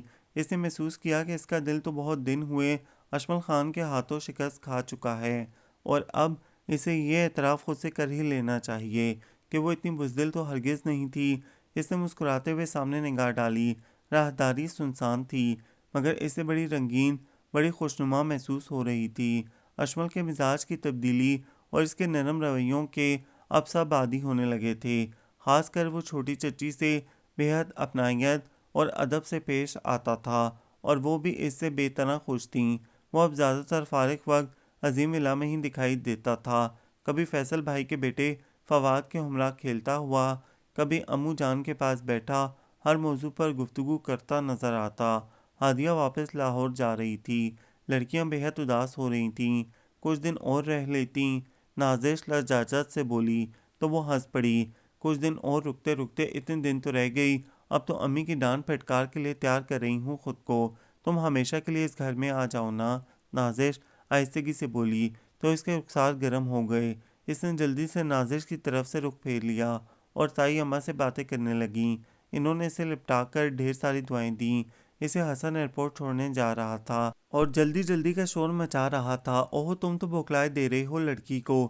تائی اماں نے اسے ڈپٹا۔ وہ اپنا پرس چھوٹی چچی کے کمرے میں ہی بھول آئی تھی، لینے کو دوڑی تو اشمل کو ان کے کمرے سے نکلتا دیکھ کر وہ ٹھٹک گئی۔ سب سے تو مل کر جا رہی ہو، مجھ سے کیا دشمنی ہے؟ وہ پرفیوم سے مہکتا بلیک شلوار سوٹ میں بے حد نکھرا نکھرا تر و تازہ دکھائی دے رہا تھا۔ وہ دانستہ چچی کے کمرے میں آیا تھا۔ دونوں چند ثانیے ایک دوسرے کے مقابل خاموشی سے کھڑے رہ گئے۔ وہ ولہانہ نگاہوں سے اسے تک رہا تھا اور ہادیہ احد کی پلکیں جھکی جا رہی تھیں۔ وہ خود بھی حیران ہو رہی تھی کہ اتنی بولڈ ہو کر اس قدر حماقت کا ثبوت کیوں دے رہی ہے، یہ اسے کیا ہوتا جا رہا ہے۔ اس نے جیب سے خوبصورت کنگن نکال کر اس کی طرف بڑھایا۔ کوئی نشانی تو ہو میری تمہارے پاس، آخر کو تمہاری بھی تو ایک نشانی ہے۔ اپنے رخسار پر ہاتھ رکھ کر ذرا سا ہنسا تو وہ شرمندہ سی ہو گئی اور کچھ کہنے کو لب کھولے، لیکن وہ جلدی سے بولا، اب سوری وغیرہ کرنے کی ضرورت نہیں ہے، اس کا حساب کتاب ہم بعد میں چکا لیں گے، یہ بتاؤ میں تمہیں کتنا اچھا لگتا ہوں۔ اس نے جھک کر اس کی آنکھوں میں جھانکا۔ جی؟ اس کی پلکیں اوپر اٹھیں پھر جھک بھی گئیں۔ اس کے ویلہانہ نظروں اور لہجے کی شگفتگی پر دل ہی دل میں حیران ہونے لگی۔ کہاں وہ تنخو اکھڑ بے نیاز اور خوش دکھائی دینے والا بندہ اور کہاں یہ؟ اچانک نیچے شور کی آواز آئی۔ حسن پھر بیل بجا کر اسے پکار رہا تھا۔ وہ سٹپٹا گئی۔ کسی کے اوپر آ جانے کے خوف نے اسے سہما دیا۔ پلیز مجھے جانے دیجیے، وہ سب جانا تو آپ کو ہے ہی، مگر اس شرط پر کہ واپس بھی آنا ہے۔ وہ مزید پھیل کر اس کے سامنے ہو گیا، شاید اس کی گھبراہٹ سے لطف اٹھا رہا تھا، اس کے چہرے کے بدلتے رنگوں کو بڑی دلچسپی سے دیکھ رہا تھا۔ کیا کر رہے ہیں آپ؟ ہٹیے پلیز، اس نے ہلکا سا احتجاج کیا۔ اس کے یوں پھیل کر کھڑے ہو جانے پر وہ اور بھی سٹپٹا گئی تھی، کہیں حسن ہی چیختا ہوا اوپر نہ آ جائے۔ وہ ایک طرف ہو گیا تو وہ دوڑ کر سیڑھیوں کی طرف لپکی۔ دیکھو، اگر تم سیڑھیوں سے گریں تو اس میں قصور میرا بالکل نہیں ہوگا، اس کی آواز ابھری۔ وہ لمحہ بھر کو ٹھٹکی، پھر مسکراتی سنبھل کر سیڑھیاں طے کرنے لگی۔ آج پہلی بار سمجھ میں آیا کہ محبت اچھے خاصے انسان کو بیوقوف بھی بنا دیتی ہے۔ ہادیہ کے جاتے ہی تیسرے روز اشمل نے تائی اماں سے ہادیہ سے شادی کی خواہش ظاہر کی۔ تائی امی تو گرتے گرتے بچیں۔ سر اٹھا کر تحیر آمیز بے یقینی سے بیٹے کو دیکھا تو وہ مسکرا دیا۔ کیا یہ بہت حیرت انگیز بات ہے؟ نہ نہیں، وہ تو میں۔ تائی اماں نے تکیے کو اس کی جگہ رکھا اور بیڈ پر بیٹھ کر بے حد مسرور لہجے میں بولیں، مجھے بہت خوشی ہو رہی ہے اشمل، ہادیہ کو دیکھ کر کئی بار میرے دل میں بھی یہ تمنا جاگی کہ وہ میری بہو بنے۔ اشمل ان کے قریب آ کر بیٹھ گیا۔ کیا چچی میرے حق میں ہیں؟ ایک خدشے نے اس کے اندر سر اٹھایا۔ ارے یہ تم نے کیوں کہا؟ کیا کمی ہے تم میں؟ وہ ہنس دیا اور اٹھ کر کمرے میں ٹہلنے لگا۔ میں تو آج ہی بات کرتی ہوں سحر سے، اگر اس نے کچھ امید دلا دی تو پھر کل پرسوں ہی لاہور جائیں گے۔ تائی اماں اٹھ کر لپک جھپک دل کے ساتھ اس کے پاس آئیں اور شدت محبت سے اس کا چہرہ اپنے ہاتھوں میں لے لیا۔ تو نے تو مجھے سر سے پیر تک سرشار کر دیا ہے اشمل۔ وہ ذرا سا جھکا تو انہوں نے اس کی کشادہ پیشانی کو چوم لیا اور پھر کمرے سے نکل گئیں۔ یہ خبر آنن فانن پورے گھر میں پھیل گئی تھی۔ امو جان تو حیران بھی ہوئے اور پریشان بھی۔ سوچ لو اشمل کا مزاج، اور وہ لڑکی تو ہیرا ہے۔ تائی اماں کچھ خفا سی ہو کر شوہر کو دیکھنے لگیں۔ کیا کمی ہے اشمل میں؟ پڑھا لکھا ہے، برسر روزگار ہے، خوبصورت ہے، اور اب تو مزاج میں بھی نرمی اور ٹھہراؤ آ گیا ہے۔ امو جان صرف سر ہلا کر رہ گئے۔ چھوٹی چچی کو بھی بھلا کیا اعتراض ہو سکتا تھا؟ معاملہ ان کی بہن اور بھانجی کا تھا، اور پھر اشمل کی خوشگوار تبدیلی انہیں پسند بھی آئی تھی۔ اور سچ تو یہ تھا کہ اشمل خاندان بھر میں سب سے زیادہ پرکشش لڑکا تھا، ہر لحاظ سے۔ چھوٹی چچی کے ہمراہ تائی امی، مہر بھابھی اور نازش لاہور گئی تھیں، ہفتہ بھر رہیں اور اقرار کروا کے دم لیا۔ وہ سب واپس آئیں تو نازش کے تمہارے مسرت کے قدم زمین پر نہیں ٹک رہے تھے۔ بس اب فٹافٹ شادی ہوگی، میں ڈھیر سارا نیک لوں گی۔ ہائے کتنا مزہ آئے گا نیک لینے میں، علی نے اسے چھیڑا۔ جی نہیں، شادی میں۔ کتنے آفت لگیں گے اشمل بھائی دلہا بن کر۔ اف، بس بس اب آنکھیں کھول دو۔ حسن نے اس کی چوٹی کھینچی تو اس نے گھور کر اسے دیکھا۔ یہ کوئی خواب نہیں ہے، صرف حقیقت ہے۔ وہ وہاں سے چل دی۔ اشمل کی خواہش کے مطابق چٹ منگنی پٹ بیاہ والا معاملہ تھا۔ عظیم ولا میں شادی کے ہنگامے جاگ اٹھے تھے۔ اپٹن مہندی کی خوشبوؤں میں مہکتے دن آگے بڑھے اور شادی کے دل فریب دن آن پہنچا۔ ہادیہ احد روایتی دلہن کا روپ دھارے بے پناہ رونقوں کے ہمراہ اس آنگن میں اتر آئی تھی، بے پناہ خوش بھی، کچھ اداس اور کچھ خوفزدہ بھی۔ اور ادھر اشمل خان کی شان ہی نرالی تھی، چہرے پر انوکھا ہی نکھار تھا، لبوں پر قائم مسکراہٹ، آنکھوں میں سب کچھ پا لینے کا نشہ ہلکورے لے رہا تھا۔ اس نے اس کو بے حد خوبصورت نیکلس دیا تھا اور روایتی دلہا کی طرح اس کی بے حساب تعریفیں بھی کیں۔ ولیمے کے دوسرے روز ناشتے کی میز پر اس نے اپنی پوسٹنگ کا دھماکہ کیا۔ کوئٹہ، وہ بھی سال بھر کے لیے۔ تائی امی کا دل دھک سے رہ گیا۔ ابھی تو ہم نے جی بھر کر ہادیہ سے باتیں بھی نہیں کیں۔ نازش کے لیے یہ خبر بہت بھاری تھی۔ ہادیہ الگ دم سادے رہ گئی تھی۔ اس کے لیے بھی یہ خبر اتنی ہی غیر متوقع اور بھاری تھی جتنی سب کے لیے۔ کیا یہ رک نہیں سکتی؟ تائی اماں نے دل کی رفتگی سے پوچھا۔ ناشتے سے انہوں نے ہاتھ کھینچ لیا تھا۔ نہیں، اس کے لہجے میں قطعیت تھی۔ تم اتنی اہم پوسٹ پر ہو، تھوڑی کوشش کر دیکھو۔ فیصل بھائی اس کا چہرہ بغور ٹٹول بھی رہے تھے، بڑا غیر معمولی پن نظر آ رہا تھا۔ بظاہر وہ سر جھکائے چائے کی چسکیاں لے رہا تھا، چہرے سے کسی طرح کی فکرمندی یا جدا ہونے کا دکھ رقم نہیں تھا۔ یہ تو اصول کی بات ہے، اس کے خلاف مجھے کیوں لڑنا ہے؟ اپنی پوسٹ کا ناجائز فائدہ اٹھانا مجھے پسند نہیں۔ وہ کپ رکھ کر کرسی دھکیل کر کھڑا ہو گیا۔ سب کی نظروں نے بیک وقت اس کے چہرے کا طواف کیا تھا، وہی لہجہ، وہی انداز جو ماضی میں اس کی ذات کا خاصا رہا تھا۔ مگر وہ بے نیازی سے ہادیہ کی طرف پلٹا۔ تم رات تک ساری پیکنگ مکمل کر لینا، صبح ہی روانہ ہونا ہے۔ وہ ڈائننگ روم سے نکل گیا۔ اس کے بعد ہادیہ کے حلق میں ایک نوالا بھی نہ اتر سکا۔ بہت سے آنسو خود بخود آنکھوں میں جمع ہونے لگے۔ وہ آہستگی سے اٹھ کر وہاں سے چلی آئی۔ اشمل کا انداز اور رویہ اتنا غیر لچکدار تھا کہ وہ اس موضوع پر اس سے الجھ بھی نہ سکی اور خاموشی سے اس کے ہمراہ کوئٹہ چلی آئی، یہ سوچ کر کہ محبوب کی خوشی ہی اس کی خوشی ہے۔ مہر بھابھی نے اسے جاتے وقت چھیڑا بھی تھا، یہ کہہ کر کہ چلو اپنا ہنی مون ہی سمجھ لو، ہنی جیسی تم ہو اور مون جیسا بندہ ساتھ ہے۔ یہ ٹکڑا نازش نے ساتھ جوڑا تھا۔ وہ شرما کر ہنس دی تھی۔ راستہ ہلکی پھلکی باتوں میں کٹا اور یہ باتیں زیادہ تر ہادیہ ہی کرتی رہی تھی۔ وہ مسلسل یہ ظاہر کر رہی تھی کہ وہ اس کے ہمراہ آ کر بے حد مطمئن ہے۔ بنگلہ تمام تر سہولیات سے مزین تھا۔ ہادیہ کو بہت اچھا لگا، مگر اس کا سناٹا اسے اپنی روح میں اترتا محسوس ہو رہا تھا۔ آپ کو مجھے اب وقت نکال کر کمپنی دینا ہوگی، ورنہ میرا تو یہاں دم گھٹ جائے گا۔ وہ اشمل کی طرف دیکھ کر بولی، میں بھی یہی چاہتا ہوں کہ تمہارا دم گھٹ جائے۔ وہ ہلکا سا ہنسا، مگر اس کی ہنسی میں کوئی شگفتگی یا ملائمت نہ تھی، بلکہ عجیب پرسرار اور سرسبزی ہنسی تھی جو ہادیہ کی رگ رگ کو جانے کیوں سنسنا کر رکھ گئی۔ وہ فون سٹینڈ کی طرف بڑھ گیا تھا، پھر کسی کا نمبر ڈائل کر کے مصروف گفتگو ہو گیا۔ وہ لمحہ بھر اسے دیکھتی رہی، پھر اپنا وہمہ سمجھ کر سر جھٹک کر گھر کا جائزہ لینے لگی۔ اشمل خان کی خوبصورت رس کھولتی باتیں اس کے پورے وجود کو اب تک مہکائی دے رہی تھیں۔ وہ بھلا ایسے وہمات کو کیوں کر دل میں جگہ دیتی، مگر اسے پھر وہی جھٹکا لگا۔ وہ فون رکھ کر بائک کی طرف نکل گیا۔ ارجلی سے جانے کیا باتیں کرتا رہا، شاید گاڑی کی چابی مانگ رہا تھا۔ پھر اس نے دیکھا وہ پورچ میں کھڑی سفید کار کو نکال کر مین گیٹ سے باہر لے گیا۔ وہ لابی کی گرل سے لگی شزدر رہ گئی۔ پتہ نہیں یہ کوئٹہ کی فضا میں ہی بیگانگی محسوس ہو رہی تھی یا اشمل کے رویوں میں ہی تھی۔ ہو سکتا ہے وہ اسے یوں ہی ستانے کے موڈ میں ہو یا فوری کوئی اہم کام یاد آ گیا ہو۔ اس نے ایک بار پھر خود کو وہموں کے جال سے نکال لیا اور ایک کمرے میں چلی آئی۔ کوئی آدھے گھنٹے بعد وہ واپس آیا۔ وہ دیوار گر الماریوں میں بیگ سے چیزیں نکال کر رکھ رہی تھی۔ اسے دیکھ کر اس کے اندر اطمینان اتر آیا۔ کہاں چلے گئے تھے آپ؟ وہ اس کی طرف آئی۔ بڑا ڈر لگ رہا تھا مجھے، اجنبی علاقہ، اجنبی ماحول، پھر جگہ بھی کچھ سنسان سی ہے۔ خود کو کام میں الجھا کر اپنا خوف کم کر رہی تھی میں تو۔ اس نے آگے آئی زلفوں کو پیچھے دھکیلتے ہوئے جیسے سکھ کا سانس لیا۔ وہ دروازہ پیر سے دھکیل کر یوں ہی سینے پر چادر لپیٹے اپنی جگہ کھڑا اسے تکنے لگا۔ نیلے رنگ کے ہلکے امبرائڈری کے سوٹ میں دمکتی رنگت، جس میں اس کے لگاتار دیکھتے رہنے کے باعث سرخی بھی شامل ہو گئی تھی۔ کلائیوں میں گولڈن چوڑیاں اور انگلیوں میں مختلف انگوٹھیوں کے ساتھ ایک اس کے نام کی دمکتی انگوٹھی بھی نمایاں تھی۔ گھر تو بہت پیارا ہے نا اشمل، وہ معصومیت سے بولی۔ شاید اس کی محویت توڑنے کی کوشش بھی کی۔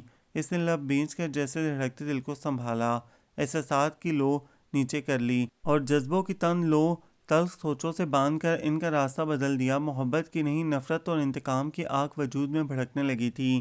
کیا دیکھ رہے ہیں؟ وہ اس کی نگاہوں سے کچھ سٹپٹا گئی۔ ان نگاہوں میں ولہانہ پن نہیں، بلکہ صد مہری اور سرخی سی جھلکتی دکھائی دینے لگی تھی۔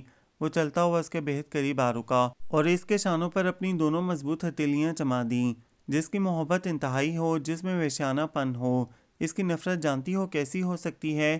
اس نے اس کی کھلی کھلی سرمہ سی آنکھوں میں اپنی سرخ سرخ انگارہ آنکھیں گاڑتے ہوئے کہا، جو محبت کے معاملے میں ایکسٹریمسٹ ہو وہ نفرت کے معاملے میں بھی ہوتا ہے۔ کیا ہوا ہے آپ کو؟ کیا کہہ رہے ہیں؟ اس کا لہجہ، اس کی آنکھیں ہادیہ کو اپنی روح میں پیوست ہوتی محسوس ہونے لگیں۔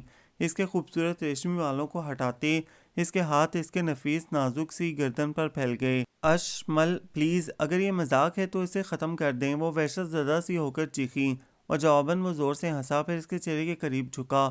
وہ وحشت زدہ سی ہو کر چیخی اور جواباً وہ زور سے ہنسا، پھر اس کے چہرے کے قریب جھکا۔ کاجل سے سجی وحشت زدہ سی آنکھیں، گداز ہلکی گلابی لپسٹک سے سجے ہونٹ اور صفا ناک میں لشکاریں مارتی سفید لونگ، وہ اس کی اتنی قربت سے جھلسنے لگی، اس کے رخسار تمتمانے لگے اور اشمل خان نے ہونٹ بھینچ کر ایک جھٹکے سے اسے دور دیوار کی جانب دھکیل کر نظروں کا رخ پھیر لیا اور جیسے ہانپ کر زور سے چیخا، ہادیہ آہا، تم کسی خوش فہمی میں نہ رہنا کہ میں نے سر تاپا تمہاری محبت میں غرق ہو کر تمہیں پایا ہے۔ تمہیں پانا میرے لیے کون سا مشکل کام تھا، بلکہ تم جیسی ہزاروں ہیں جو میری آبرو جنبش پر قربان ہونے کو تیار ہیں۔ اس کا لہجہ انتہائی تصدیق کا میز تھا۔ وہ پھٹی پھٹی آنکھوں سے اسے دیکھتی رہ گئی۔ ہاں، تم نے مجھے اشمل خان کو اس روز سے ایک الاؤ میں دہکنے کو چھوڑ دیا ہے۔ وہ اس کی طرف بڑھا اور اسے زور سے دیوار کی طرف دھکیل کر اس کے سامنے پھیل کر کھڑا ہو گیا۔ کوئٹہ میں پوسٹنگ میری خواہش کے مطابق ہوئی ہے تاکہ میں کھل کر تم سے انتقام لے سکوں۔ تم کیا سمجھتی ہو تمہارا وہ تمانچہ میں بھول چکا ہوں؟ نہیں، وہ دھپڑ جو میری مردانگی پر، میری انا پر، میری روح پر لگا تھا، وہ تو چنگاری سے ایک آتش فشاں بن گیا ہے۔ وہ پتھر کی طرح ساکت و صامت رہ گئی۔ اسے لگا جیسے اشمل خان ڈھیر سارے پتھر اس کے سر پر لڑکا رہا ہو۔ اس کا دل سینے کی دیوار میں رک رک کر دھڑکنے لگا۔ وہ اس قدر گھنونے اور مکروہ روپ میں بھی اس کے سامنے آ سکتا تھا، اس کے تو گمان میں بھی نہ تھا۔ تم مجھے بدلنا چاہتی تھیں، میرے رویوں کو، میرے مزاج کو۔ خود ہی میرے قریب آنے کی کوشش کی، پھر میرے جذبوں کی توہین کی، اپنی طرف متوجہ کر کے، پھر یہ طریقہ اختیار کیا۔ چپ ہو جاؤ اشمل، خدا کے لیے بند کرو یہ بکواس۔ وہ زور سے چلائی، مگر آواز جیسے ٹھٹر کر رہ گئی۔ اس کے اعصاب شل ہونے لگے۔ اگر وہ دھپڑ تمہاری مردانگی پر ضرب تھا تو تمہارے وہ جملے بھی ایک اجنبی غیر لڑکی کے وقار کو مجروح کر رہے تھے۔ تم مرد ہو تو میں عورت ہوں اشمل خان۔ وہ اپنی توہین پر جھلس کر رہ گئی تھی۔ ہاں ہاں، اس کے بعد میں تو وہی اشمل خان تھا، وہی میرا اظہار محبت۔ وہ استہزیہ ہنسا۔ یاد رکھو ہادیہ احد، میں نے صرف اور صرف اس دھپڑ کے انتقام کے لیے تم سے شادی کی ہے۔ تم نے میری محبت کا جو جو جواب دیا تھا، آج تمہاری محبت کا جواب میرے پاس اس سے بھی اذیت ناک ہے۔ تم دیکھو گی، تڑپو گی، رو گی۔ وہ اس کی طرف جھک کر صفاقی سے ہنسا تو وہ بے یقینی سے اسے دیکھنے لگی، پھر اسے دھکا دے کر اس کی گرفت سے نکل کر پیچھے ہٹی۔ تم اس قدر گر سکتے ہو میں سوچ بھی نہیں سکتی تھی۔ تم ایک وحشی درندے ہو جو صرف وقتی انسانیت کا چولہا بدل کر سامنے آئے ہو۔ تم انسان نہیں ہو، درندے ہو، ظالم صفاق جانور ہو۔ وہ پلٹ کر کمرے سے نکل گئی اور بھاگ کر دوسرے کمرے میں جا کر دروازہ بند کر دیا اور نیچے قالین پر بیٹھ گئی۔ وہ کیسے یقین کر لیتی کہ یہ شخص جو محبت کا دیوتا دکھائی دے رہا تھا صرف نقاب تھا، اور اندر سے وہ اتنا گرا ہوا انسان ہے۔ اس کے حلق میں آنسو اور سینے میں سسکیاں اٹکنے لگیں۔ میں بشرا کمزوری کے آگے ہار گئی تھی اشمل خان، وگرنہ تم اس قابل ہو کہ وہ صوفے پر سر رکھ کر بلک اٹھی۔ اس ثانیے کا تو وہ تصور بھی نہیں کر سکتی تھی۔ وہ بدلا نہیں تھا، صرف روح بدلا تھا۔ یہ انکشاف اس کی روح کو جھلسانے لگا۔ اشمل خان اپنی تمام تر صفاقیوں سمیت انتقام کی آگ میں سلگتا اس کے سامنے تھا۔ اسے سلگانے کے لیے وہ سارے خوشنما خواب بکھر بکھر گئے، گلابی گلابی خواہشوں کے پیرہن راکھ کا ڈھیر بن گئے۔ اس کا ابیگنا دل یوں ٹوٹا تھا کہ ریزہ ریزہ ہو کر بکھرنے لگا، مگر جیسے صدا تک نہ آئی۔ بس نوکے مژگاں پر آنسوؤں کا سلگتا سمندر رواں ہو گیا، اور وہ جانے کب تک روتی رہی، اس دھوکے پر بین کرتی رہی، اپنی محبت کا ماتم کرتی رہی۔ پھر اٹھی اور لڑکھڑاتی باہر آئی۔ باہر لابی میں گہری خاموشی چھائی ہوئی تھی، مگر اس سے کہیں زیادہ سناٹا اور ویرانہ اسے اپنے دل میں محسوس ہوا۔ فریج کے پاس آئی اور پانی پی کر دیوار سے لگ کر بقیہ آنسو بھی بے آواز بہانے لگی۔ تم نے مجھے بہت بری طرح لوٹا ہے اشمل خان، میں تمہیں کبھی معاف نہیں کروں گی۔ تم اندھے ذہن سے سوچنے والے مرد ہو، تم وحشی درندے ہو، وحشی درندے۔ واش بیسن کا پورا نل کھول کر وہ دھواں دھار پانی چہرے پر ڈالنے لگی، مگر دل کی جلن کیسے کم کرتی جو بڑھتی ہی جا رہی تھی۔ شام کو وہ اپنے اسی بھرپور سراپے اور ترنگ میں آیا۔ وہ لابی کے ایک طرف کھلنے والے دریچے میں کھڑی تھی، خنک موسم کے باعث سرخ شال اوڑھے ہوئے تھی، بالوں کو سمیٹ کر زرد رومال میں جکڑ رکھا تھا۔ وہ صوفے کے پاس ہی ٹھٹک گیا۔ حزن اور یاسیت کی چاندنی چہرے پر چٹکی ہوئی تھی۔ آہٹ پر وہ پلٹی تھی۔ دونوں کی نظریں ملیں تو اس نے لب بیچ لیے اور نگاہوں کا زاویہ بدل کر کمرے کی جانب قدم اٹھا دیے۔ اشمل، وہ اس کے سامنے آ گئی، میرا جرم اتنا بڑا تو نہیں تھا کہ اتنی کڑی سزا سنا دی تم نے۔ فار گاڈ سیک میں یہ ظلم نہیں سہ سکوں گی۔ اس کی آواز آنسوؤں کی روانی میں بہہ گئی۔ اس کے یہ آنسو لمحہ بھر کو اشمل خان کے دل پر انگارے بن کر گرے، مگر دوسرے ہی لمحے وہ اپنے دل کے اندر جھلستے شعلوں کو ہوا دینے کے بجائے ان پر بے حسی کی برف گراتے ہوئے کھدرے لہجے میں بولا، ابھی تو میں نے تمہیں اپنے پروگرام سے صرف آگاہ کیا ہے، اور ہادیہ احد ابھی سے ڈر گئی تم۔ ہادیہ، وہ اعتماد، وہ تمطراق کہاں چلا گیا جب میرے ہی کمرے میں کھڑی ہو کر میری انسلٹ کی تھی؟ اس کے لہجے میں ایسی کاٹ، اتنی تلخی تھی کہ وہ سناٹے میں رہ گئی۔ یہ چٹان سفت لہجہ اس کے دل کی نرم نرم دیواروں کو لہو لہو کر گیا۔ یہ نفرت اور محبت کے دو جذبے ایسے ہوتے ہیں ہادیہ احد جن کا غلبہ آدمی کو بے بس اور بے اختیار کر دیتا ہے۔ وہ سگریٹ سلگاتے ہوئے اس کی طرف دیکھنے سے گریز کرتے ہوئے بولا، مگر تم نفرت اور محبت کے جذبوں کے سامنے بے بس نہیں۔ یہ تمہارا شعوری عمل ہے، تم نفرت باقاعدہ پروگرام کے تحت کر رہے ہو۔ وہ رندی آواز میں بولی، چلو یوں ہی صحیح، تم نے بھی تو محبت مجھ سے باقاعدہ پروگرام کے تحت کی تھی۔ وہ دھواں فضا میں اچھالتے ہوئے استہزیہ ہنسا تو وہ گھائل نظروں سے اسے دیکھنے لگی۔ اس کا دل چاہا وہ اس کا خوبصورت چہرہ بگاڑ کر رکھ دے۔ دفع ہو جاؤ یہاں سے، نفرت ہے مجھے تم سے، بے حد نفرت۔ وہ اچانک زور سے چیخی اور لابی سے نکلنے لگی کہ اس نے اس کا ہاتھ زور سے جکڑ لیا۔ وہ لڑکھڑا گئی۔ چلو زندگی کا یہ رخ بھی دیکھ لیتے ہیں، محبت کرنے والے ساتھ ساتھ چلتے رہتے ہیں، نفرت کرنے والے دو انسان ایک چھت تلے کیسے رہتے ہیں، اب یہ دیکھ لیں گے۔ کیا مطلب؟ وہ اس کی گرفت سے نکل کر حیرت سے اس کی طرف دیکھنے لگی۔ میں تمہارے ساتھ عمر بھر رہوں گی؟ ظاہر ہے اتنے جتن کر کے تمہیں پایا ہے، اتنی آسانی سے تو چھوڑ نہیں دوں گا۔ اس کے لہجے میں جانے کیا تھا، ہادیہ عہد کے سینے کی چار دیواری میں خوف ہی خوف سما گیا۔ وہ لابی سے نکل کر خوابگاہ میں چلا گیا تھا۔ اف، تمہیں چاہنے کا اتنا بھیانک انجام ہوگا، میں سوچ بھی تو نہیں سکتی تھی۔ وہ وہیں صوفے پر گر کر بے بسی سے کشن پھینکنے لگی، پھر ایک کشن پر سر رکھ کر رو دی۔ اس کا دل اپنی بے بسی اور بے اختیاری پر لیر لیر ہو رہا تھا، اور وہ خوابگاہ کی کھڑکی سے یہ منظر دیکھ رہا تھا۔ اس کی سسکیاں اس کے دل کی دیواروں سے ٹکرا رہی تھیں، مگر وہ ہونٹ پیچھے بے حس بیٹھا رہا۔ وہ خوش تھا یا ناخوش، کوئی جذبہ بھی محسوس نہیں کر رہا تھا، مگر وہ اس کی تسلی تشریح کرنے کو بھی آمادہ نہیں تھا۔ اس نے اٹھ کر کھڑکی کا پردہ گرا دیا اور بیڈ پر جوتوں سمیت دراز ہو گیا۔ خوشبو کے رنگ دست صبا سے اتر گئے، پل بھر میں تیری چاہ کے موسم گزر گئے۔ ہادیہ عہد اب یہاں ایک دن بھی رہنا اپنی ہتک سمجھ رہی تھی، مگر وہ خود کو ایک پرندہ محسوس کر رہی تھی جو پروں کے باوجود اڑنے کی طاقت نہ رکھتا ہو۔ وہ بے ایمان دھوکے باز اپنی تمام تر صفاکیوں کے باوجود کہیں دل کے کونے میں موجود تھا، مگر وہ شعوری کوشش سے یہ نام بھی خرش دینا چاہتی تھی، ان تمام جذبوں کا گلا گھونٹ دینا چاہتی تھی۔ محبت بلا آخر دکھ ہی دکھ ہے، ہجر ہو یا وصل۔ اشمل نے اس کا رابطہ مکمل طور پر سب سے کاٹ رکھا تھا۔ اپنے پیچھے ٹیلی فون پر لاک لگا جاتا، وہ اس کے جانے کے بعد سلگتی رہتی، خوف، تنہائی اور دل کا درد، سوچوں کی الغار اور بے بسی کا غلبہ اسے زندہ درگور کر دیتا۔ وہ کبھی لان میں نکل کر بلائی بلائی پھرنے لگتی، دور دور اسے بہت سے گھر دکھائی دیے، مگر گیٹ سے ایک قدم نکلنے کی جیسے طاقت سلب ہو جاتی۔ رو رو کر بھی آنکھیں تھک گئی تھیں، مگر ایک دراڑ بھی اس کے پتھر دل میں نہ ہوئی تھی، اور اب وہ بھی اس سے محبت کی بھیک مانگنا اپنی توہین سمجھتی تھی۔ وہ کتنی دیر لان کی نرم ٹھنڈی گھاس پر ٹہلتی رہی، پھر اندر آئی تو ملازمہ کچن میں لنچ تیار کر رہی تھی۔ جنت، تم کپڑے دھو لو جا کر، لنچ آج میں تیار کروں گی۔ اس نے اپنی سوچوں سے چھٹکارا پانے کے لیے خود کو مصروف رکھنے کا سوچ لیا۔ جنت بی بی سر ہلا کر کچن سے نکل گئی۔ سب سے پہلے تو اس نے کچن کی بے ترتیبی کو درست کیا، پھر مختلف ڈشز تیار کرنے لگی۔ جنت بی بی اپنا کام نپٹا کر دوپٹے کے کنارے سے ہاتھ پہنچتے ہوئے آئی تو وہ تقریباً فارغ ہو چکی تھی۔ صاحب کا فون تھا بی بی، کیا کہہ رہے تھے؟ اس نے پھر سے دہی کا پاٹ نکالتے ہوئے ذرا سا چونک کر پوچھا۔ خیر خیریت، بس میں نے کہا آپ لنچ پر آئیں گے؟ بیگم صاحبہ نے جی بڑے اچھے اچھے کھانے آج اپنے ہاتھوں سے پکائے ہیں۔ بیچاری جنت بی بی فاصلوں سے لاعلم اس کی حسیات بیدار ہو گئیں۔ جنت بی بی کا بولتے بولتے رک جانا اسے ذرا کھلا تھا، غیر محسوس طور پر اس کا دل کوئی خوشگوار جواب سننے کا خواہش مند ہو گیا۔ اس کے دل کی حالت سے بے خبر جنت ذرا رک کر پھر بولی، پتہ نہیں صاحب کچھ غصے میں تھے۔ کہہ دیا اچھے اچھے کھانے تو میں ہمیشہ سے کھاتا آیا ہوں، یہ کوئی نئی بات نہیں، میں لنچ پر نہیں آ سکوں گا۔ ہائے بی بی، آ جاتے تو اچھا تھا، اتنی خوشبو والے کھانے بنائے ہیں آپ نے۔ جنت پھر اپنے کام میں مصروف ہو گئی اور وہ اپنے دل کے ٹکڑے چننے لگی۔ آنکھوں میں دھند کا ہلکا سا غبار چھا گیا۔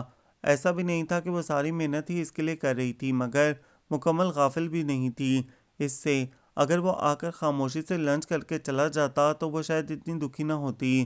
بس یہ لفظ ہی تو دل توڑتے ہیں، اور لفظ ہی تو دلوں کو جوڑتے ہیں۔ وہ خاموشی سے کمرے میں چلی آئی، وہیں زندگی کے حسین خواب ٹوٹے، میرے ہم سفر تم جہاں ہم سے چھوٹے۔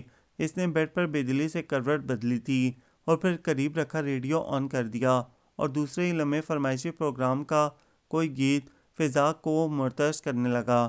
وہ تمام احساسات کے ساتھ ان بولوں میں گم ہو گئی۔ ستاروں نے دیکھا، بہاروں نے دیکھا، کبھی ہم ملے تھے نظاروں نے دیکھا، خبر کیا تھی ہم کو کہ وعدے ہیں جھوٹے، وہیں زندگی کے حسین خواب ٹوٹے۔ وہ تکیہ سر کے نیچے رکھ کر سیدھی لیٹ گئی اور زور سے جلدی آنکھیں موند لیں۔ اسے محسوس ہوا اس کی آنکھوں کے کنارے نم ہو رہے ہیں۔ مٹا کر تمناؤں کے ہر ایک نشاں کو، میں حسرت سے تکتا رہا آسماں کو، چمن آرزوؤں کے خزاں نے لوٹے۔ اچانک آواز بند ہو گئی اور اس کے سوچوں کا تسلسل بھی ایک چناکے سے ٹوٹ گیا۔ اس نے نگاہوں کا رخ ذرا سا موڑ کر دیکھا۔ اس نے نہ صرف بٹن آف کیا تھا بلکہ تار کو بھی کھینچ کر دور پھینک دیا تھا۔ اس طرح کے گانے سنا کر مجھے ٹریپ کرنے کی فضول کوشش ترک کر دو۔ وہ بڑے دل جلانے والے انداز میں ہاتھ سینے پر لپیٹ کر ہنسا۔ وہ بیڈ سے نیچے اتر گئی۔ توہین کے احساس سے چہرہ گرم ہو گیا۔ اشمل خان، یہ گانے میں اپنے لیے سنتی ہوں۔ مجھے آپ کو ٹریپ کرنے کا قطعی کوئی شوق نہیں ہے۔ ٹریپ تو مجھے کیا گیا ہے، دھوکہ تو میرے ساتھ ہوا ہے۔ اس قدر گھٹیا بات نے اسے بھڑکا کر رکھ دیا۔ محبت کے نام پر تو تم نے مجھے لوٹا ہے۔ انسانیت کا چولا پہن کر، اپنی درندگی چھپا کر مجھے بیوقوف بنایا ہے۔ وہ پھٹی پڑی۔ قطرہ قطرہ اندر زہر جمع ہوتا رہا تھا۔ وہ ایک ساتھ نکل پڑا۔ بکواس مت کرو، وہ کھولتا اس کی طرف بڑھا۔ کیا دھوکہ کیا ہے میں نے تمہارے ساتھ؟ اپنا احتساب کرو تو جواب مل جائے گا۔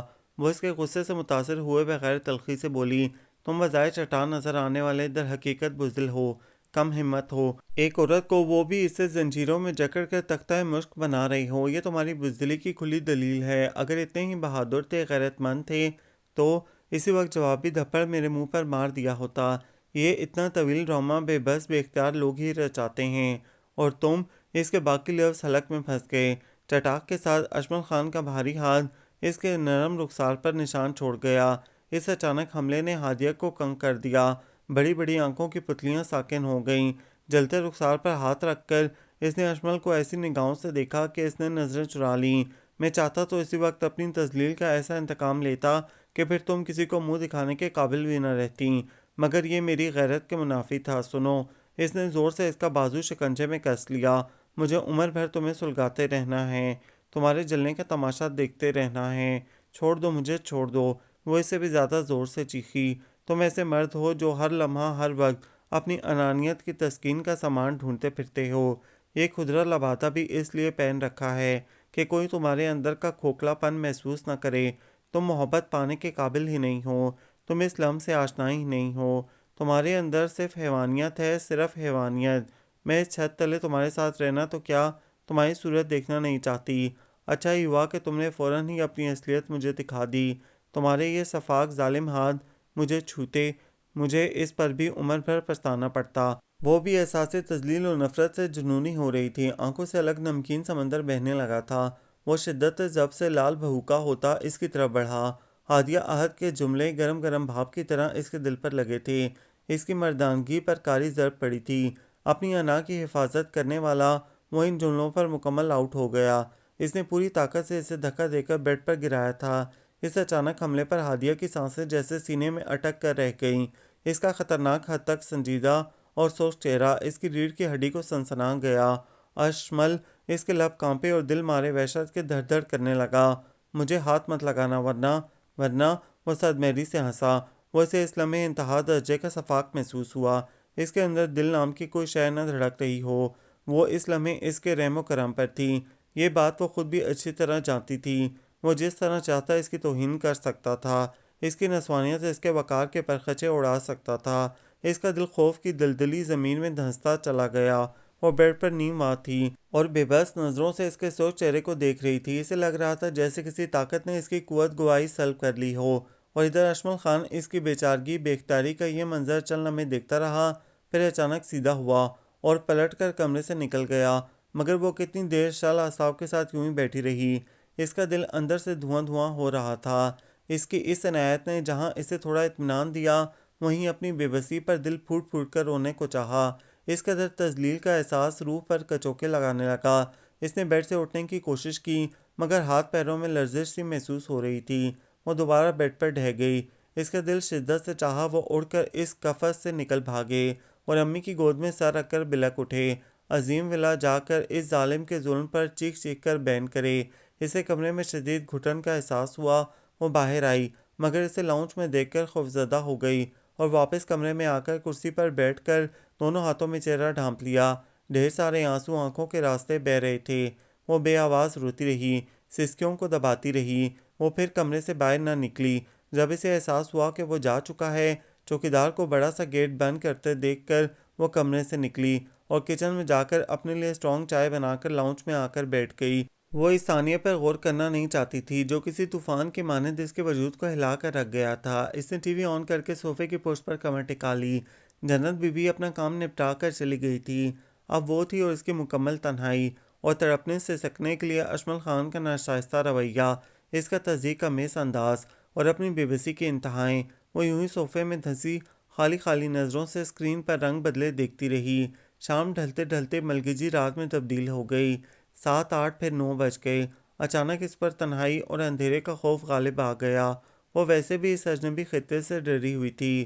چاروں طرف کے اونچے اونچے پہاڑ رات ہوتے ہی ہیبت ناک حولے میں تبدیل ہوتے دکھائی دیے۔ اشمل ابھی تک نہیں لوٹا تھا۔ وہ وحشت زدہ سی اٹھی اور جلدی جلدی پورے گھر کی لائٹیں آن کر دیں، مگر ان تیز روشنیوں میں اسے اور بھی ڈر لگنے لگا۔ کچھ بھی تھا، اشمل کی موجودگی میں تنہائی کا خوف تو نہ رہتا تھا۔ اس نے لابی کی کھڑکیاں بھی بند کر دیں جو لان میں کھلتی تھیں، اور وہاں کا اندھیرا اسے اور بھی ڈرائے دے رہا تھا۔ وہ بے قراری سے لابی میں ٹہلنے لگی۔ یہ ویرانی، یہ تنہائی اس کے دل کو بری طرح سمائے دے رہی تھی۔ یوں بھی رات اسے ہمیشہ وحشت زدہ کر دیتی تھی، اور اس پر تنہائی، وہ بھرے پورے گھر کی فرد تھی۔ ایسا ماحول تو کبھی خواب میں بھی نہ دیکھا تھا۔ اف خدایا اشمل، تم کس قدر ظالم انسان ہو، کتنا تماشا دیکھو گے میری بیچارگی کا۔ وہ خوف سے رونے لگی۔ اس نے یکدم ہی فیصلہ کر لیا، کچھ بھی ہو جائے وہ خود صبح ہی کراچی چلی جائے گی، وہ اجازت دے یا نہ دے۔ وہ لابی کے صوفے میں ہی دھنس کر بیٹھ گئی۔ پھر اچانک فون سٹینڈ پر نظر اٹھی تو لپک جھپک فون کی طرف بڑھی۔ اشمل کی ڈائری بھی قریب رکھی تھی، یقیناً اس میں ان تمام جگہوں کے فون نمبرز ہوں گے جہاں وہ ہو سکتا تھا۔ اس نے ڈائری کھولتے ہوئے ریسیور اٹھایا تو چکرا کر رہ گئی۔ تاروں کی تبیز خاموشی نے اس کی روح میں آگ سی بھر دی، جنگلی، فراڈی۔ وہ ریسیور پٹک کر بآواز رونے لگی۔ اس دم تقدیر کا ستم اور ہوا اور لائٹ چلی گئی۔ ہر چیز گھپ اندھیرے میں ڈوب گئی۔ اس کا سانس اوپر کا اوپر، نیچے کا نیچے رہ گیا۔ وہ جہاں تھی وہیں جم کر کھڑی رہ گئی۔ ایسی خوفناک زندگی کا تصور بھی اس کے پاس نہ تھا، اور آج وہ گھونٹ گھونٹ اس وحشتناک زندگی کو حلق سے اتار رہی تھی۔ اس میں 2 قدم چل کر صوفے پر بیٹھنے کا حوصلہ بھی نہ تھا کہ اچانک دستک کی آواز نے اسے چونکا دیا۔ یہ دستک لابی کے دروازے پر ہو رہی تھی۔ جو بھی تھا اندر تک آ چکا تھا۔ اس کے ذہن میں جھماکا سا ہوا، اشمل، ہاں اشمل ہی ہو سکتا ہے۔ وہ دیوانہ وار دروازے کی طرف بڑھی اور دروازے کا لاک گھما کر کھول دیا، مگر سامنے جو چہرے تھے اس کے لیے جیسے اس محیب اندھیرے میں بھرپور روشنی بن کر چمکنے لگے۔ فیصل بھائی، حسن اور مہر بھابھی۔ وہ انہیں دیکھ کر حواس کھو بیٹھی اور مہر بھابھی سے لپٹ گئی۔ ضبط کا بندھن یوں ٹوٹا گویا سیلاب ہی آ گیا ہو۔ ہادیہ، ہادیہ کیا ہوا؟ مہر بھابھی ششدر رہ گئیں۔ شاید لائٹ کے جانے سے ڈر گئی ہے، فیصل بھائی بولے۔ بیوقوف ہو پوری، کہاں ہے اشمل؟ آؤ اندر تو آؤ۔ مہر بھابھی سے لپٹائے لپٹائے اندر آ گئی۔ وہ بہادر سپاہی موجود نہیں ہوں گے، تبھی تو ان محترمہ کی یہ حالت ہو رہی ہے۔ بھئی یہ اندھیرا تو کمال کی چیز ہے، وابڈا والے یہ منظر دیکھ لیں تو روز لائٹ غائب کر دیں۔ حسن کی ہنسی کے ساتھ فیصل بھائی کی ہنسی بھی شامل تھی، مگر وہ ہنوز مہر بھابھی کے مہربان وجود سے لپٹی آنسو بہا رہی تھی۔ اس وقت دم گھٹ جاتا، شاید ذہنی توازن کھو دیتی، اگر یہ نہ آتے۔ اذیت اور خوف کے ان لمحات کو اس نے قطرہ قطرہ اپنے اندر اتارا تھا۔ اس کی ہیبت اب تک اس کے اعصاب پر طاری تھی۔ یہ اشمل بھی دیکھو کس قدر لاپرواہ لڑکا ہے۔ ایک تو یہاں اتنی دور کوئٹہ آ گیا، اوپر سے نہ کبھی فون کی زحمت گوارا کی اور نہ آتا پتہ اپنا دیا۔ میں نے تو اپنی طرف سے ایڈریس حاصل کیا ہے، آنے دو اسے، کان کھینچوں گا۔ فیصل بھائی اشمل کی لاپرواہیوں پر خفا ہو رہے تھے۔ حسن ماچس جلا کر کچن میں جا کر موم بتی تلاش کرنے لگا، مگر اتنی اٹا پٹخ پر بھی ایک موم بتی بھی اس کے ہاتھ نہ لگی۔ وہ باہر آیا تو اسی دم بتی آ گئی اور ہر شے جگمگا اٹھی، اور ادھر لمحہ بھر کے بعد ہادیہ کو دیکھ کر وہ تینوں ایک ساتھ چونکے تھے۔ ہادیہ؟ مہر بھابھی نے اس کے شانوں سے اسے دوبارہ تھاما۔ یہ کیا حالت بنا رکھی ہے تم نے؟ وہ اس کا چہرہ ٹٹول رہی تھیں، اور تب وہ بے قرار ہو کر ایک بار پھر ان سے لپٹ کر رو دی۔ مجھے یہاں سے لے جائیں بھابھی، میرا دم گھٹ جائے گا۔ اس کے گرم گرم آنسو مہر بھابھی کی گردن پر آتش سیال کی مانند گر رہے تھے۔ وہ تینوں انکشاف کی زد پر دم بخود بیٹھے رہ گئے۔ یہ سچ ہے کہ ہم سے خستہ تن دکھوں کی دھوپ میں سایہ نہیں بنتے۔ ہماری مسکراہٹ میں ہمیشہ طنز ہوتا ہے، ہمارے لب ہمیشہ طنز کے نرسر چلاتے ہیں، مگر ہم اپنے پیاروں کو کبھی جب بے خودی میں کوئی ایسی بات کہتے ہیں کہ وہ افسردہ ہو کر رو پڑیں تو سن لو ہم بھی چین سے سویا نہیں کرتے۔ اس نے گھپ اندھیرے میں آنکھیں گاڑ رکھی تھیں، ذہن و دل کی کشمکش سے اعصاب بری طرح تھکے ہوئے تھے۔ مسعود رضا کے ہاتھ کا لمس محسوس کر کے اس نے گہری سانس سینے کی تہہ سے کھینچی اور پلٹ کر دیکھا۔ تم شادی شدہ افراد کی یہ حالت ہی ہم کنواروں کے لیے عبرت بنتی ہے۔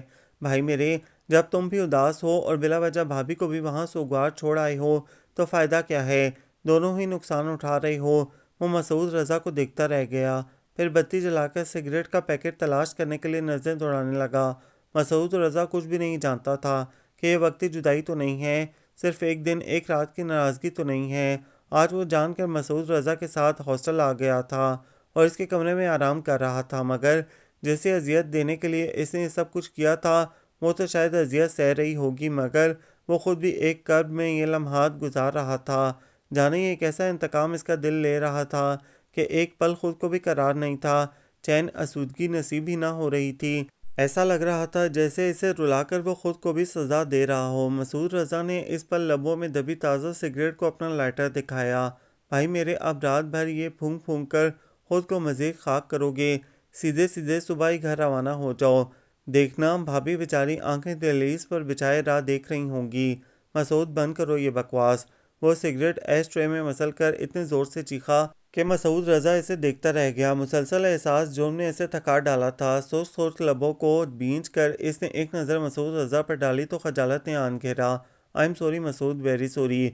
इसने आहिस्तगी से इसके शाने पर हाथ रखा, फिर हटाकर इस तरह अंदाज में रुख फेर कर खड़ा हो गया। तुम जाओ। इसने लाइट बंद कर दी, मगर मसूद ने दोबारा लाइट ऑन कर दी। अशमल, तुम मेरे दोस्त हो और कभी इतने परेशान नज़र नहीं आए। घर होते हुए भी तुम्हारा यहाँ ठहरना यकीनन किसी परेशानी की अलामत है। मैं तुम्हारे पर्सनल अफेयर्स में मुदाखलत का मजाज तो नहीं हूँ, मगर एक दोस्त के नाते तुम्हारा मसला शेयर करने को तैयार हूँ। इसके लहजे में खलूस की फरवानी थी और लबों पर मुस्कुराहट। ठीक ठाक खुशहाल लगते थे तुम तो। इसने इसके शाने को थपका। अशमल के लबों पर मुतासिफ मुस्कुराहट बिखर कर टूट गई। अपनी ज़िंदगी में कांटे खुद मैंने भर दिए हैं, तुम्हें क्या खबर मसूद। हादिया आहद किसी खुशगवार झोंके की तरह दिल के दरो दीवार से टकराई थी और खुशबू की तरह मेरे रगोपे में बस गई थी, मगर मैंने अपने बेतहाशा मोहब्बत का रुख नफ़रत की जानिब मोड़ दिया और खाली हाथ रह गया। महज अना के जाम में अपनी जन्नत को जहन्नुम बना दिया। ना जाने ज़िंदगी के कितने खुशकन लम्हात मैंने अपनी झूठी अना नाम नहाद गैरत के हाथों ज़ाया कर दिए।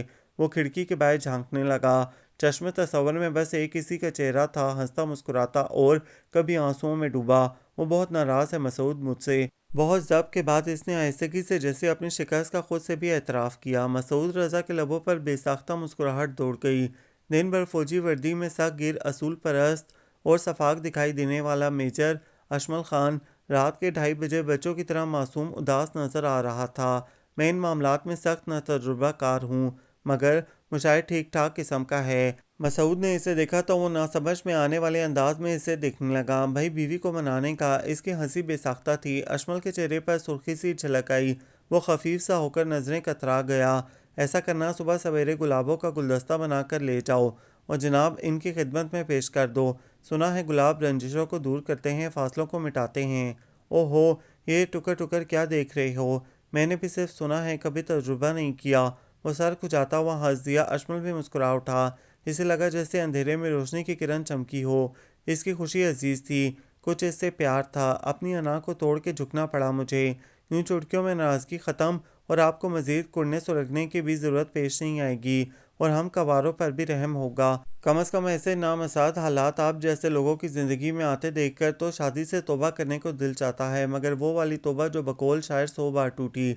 अशमल का बुलंदो बांग कहका दिल की मकदर फ़िज़ा को चीर कर रख गया। वो ख़ुद को अचानक ही बेहद हल्का फुल्का महसूस करने लगा था, जिससे दो तरफ़ा एहसासात का वो डोलता हुआ खेल ख़त्म हो गया हो और जज्बों को खुशगवार साहिल दिखाई देने लगा हो। सुबह बड़ी अनोखी, बड़ी मुनफरिद महसूस हो रही थी इसे। मसूद रज़ा के मशवरे के मुताबिक इसने घर में कदम रखा तो इसके हाथ में महकते गुलाबों का गुलदस्ता था, जिसे इसने खुद हाथ से तरतीब दिया था। वो मुस्कुराता अंदर आया, फिर वही सन्नाटा देखकर कमरे में चला आया कि पीछे मुलाजमा जन्नत बीबी अपनी मलमल की चादर से हाथ पहुँचती चली आईं। साहब, ये बेगम साहिबा ख़त दे गई हैं कि आपको दे दूँ।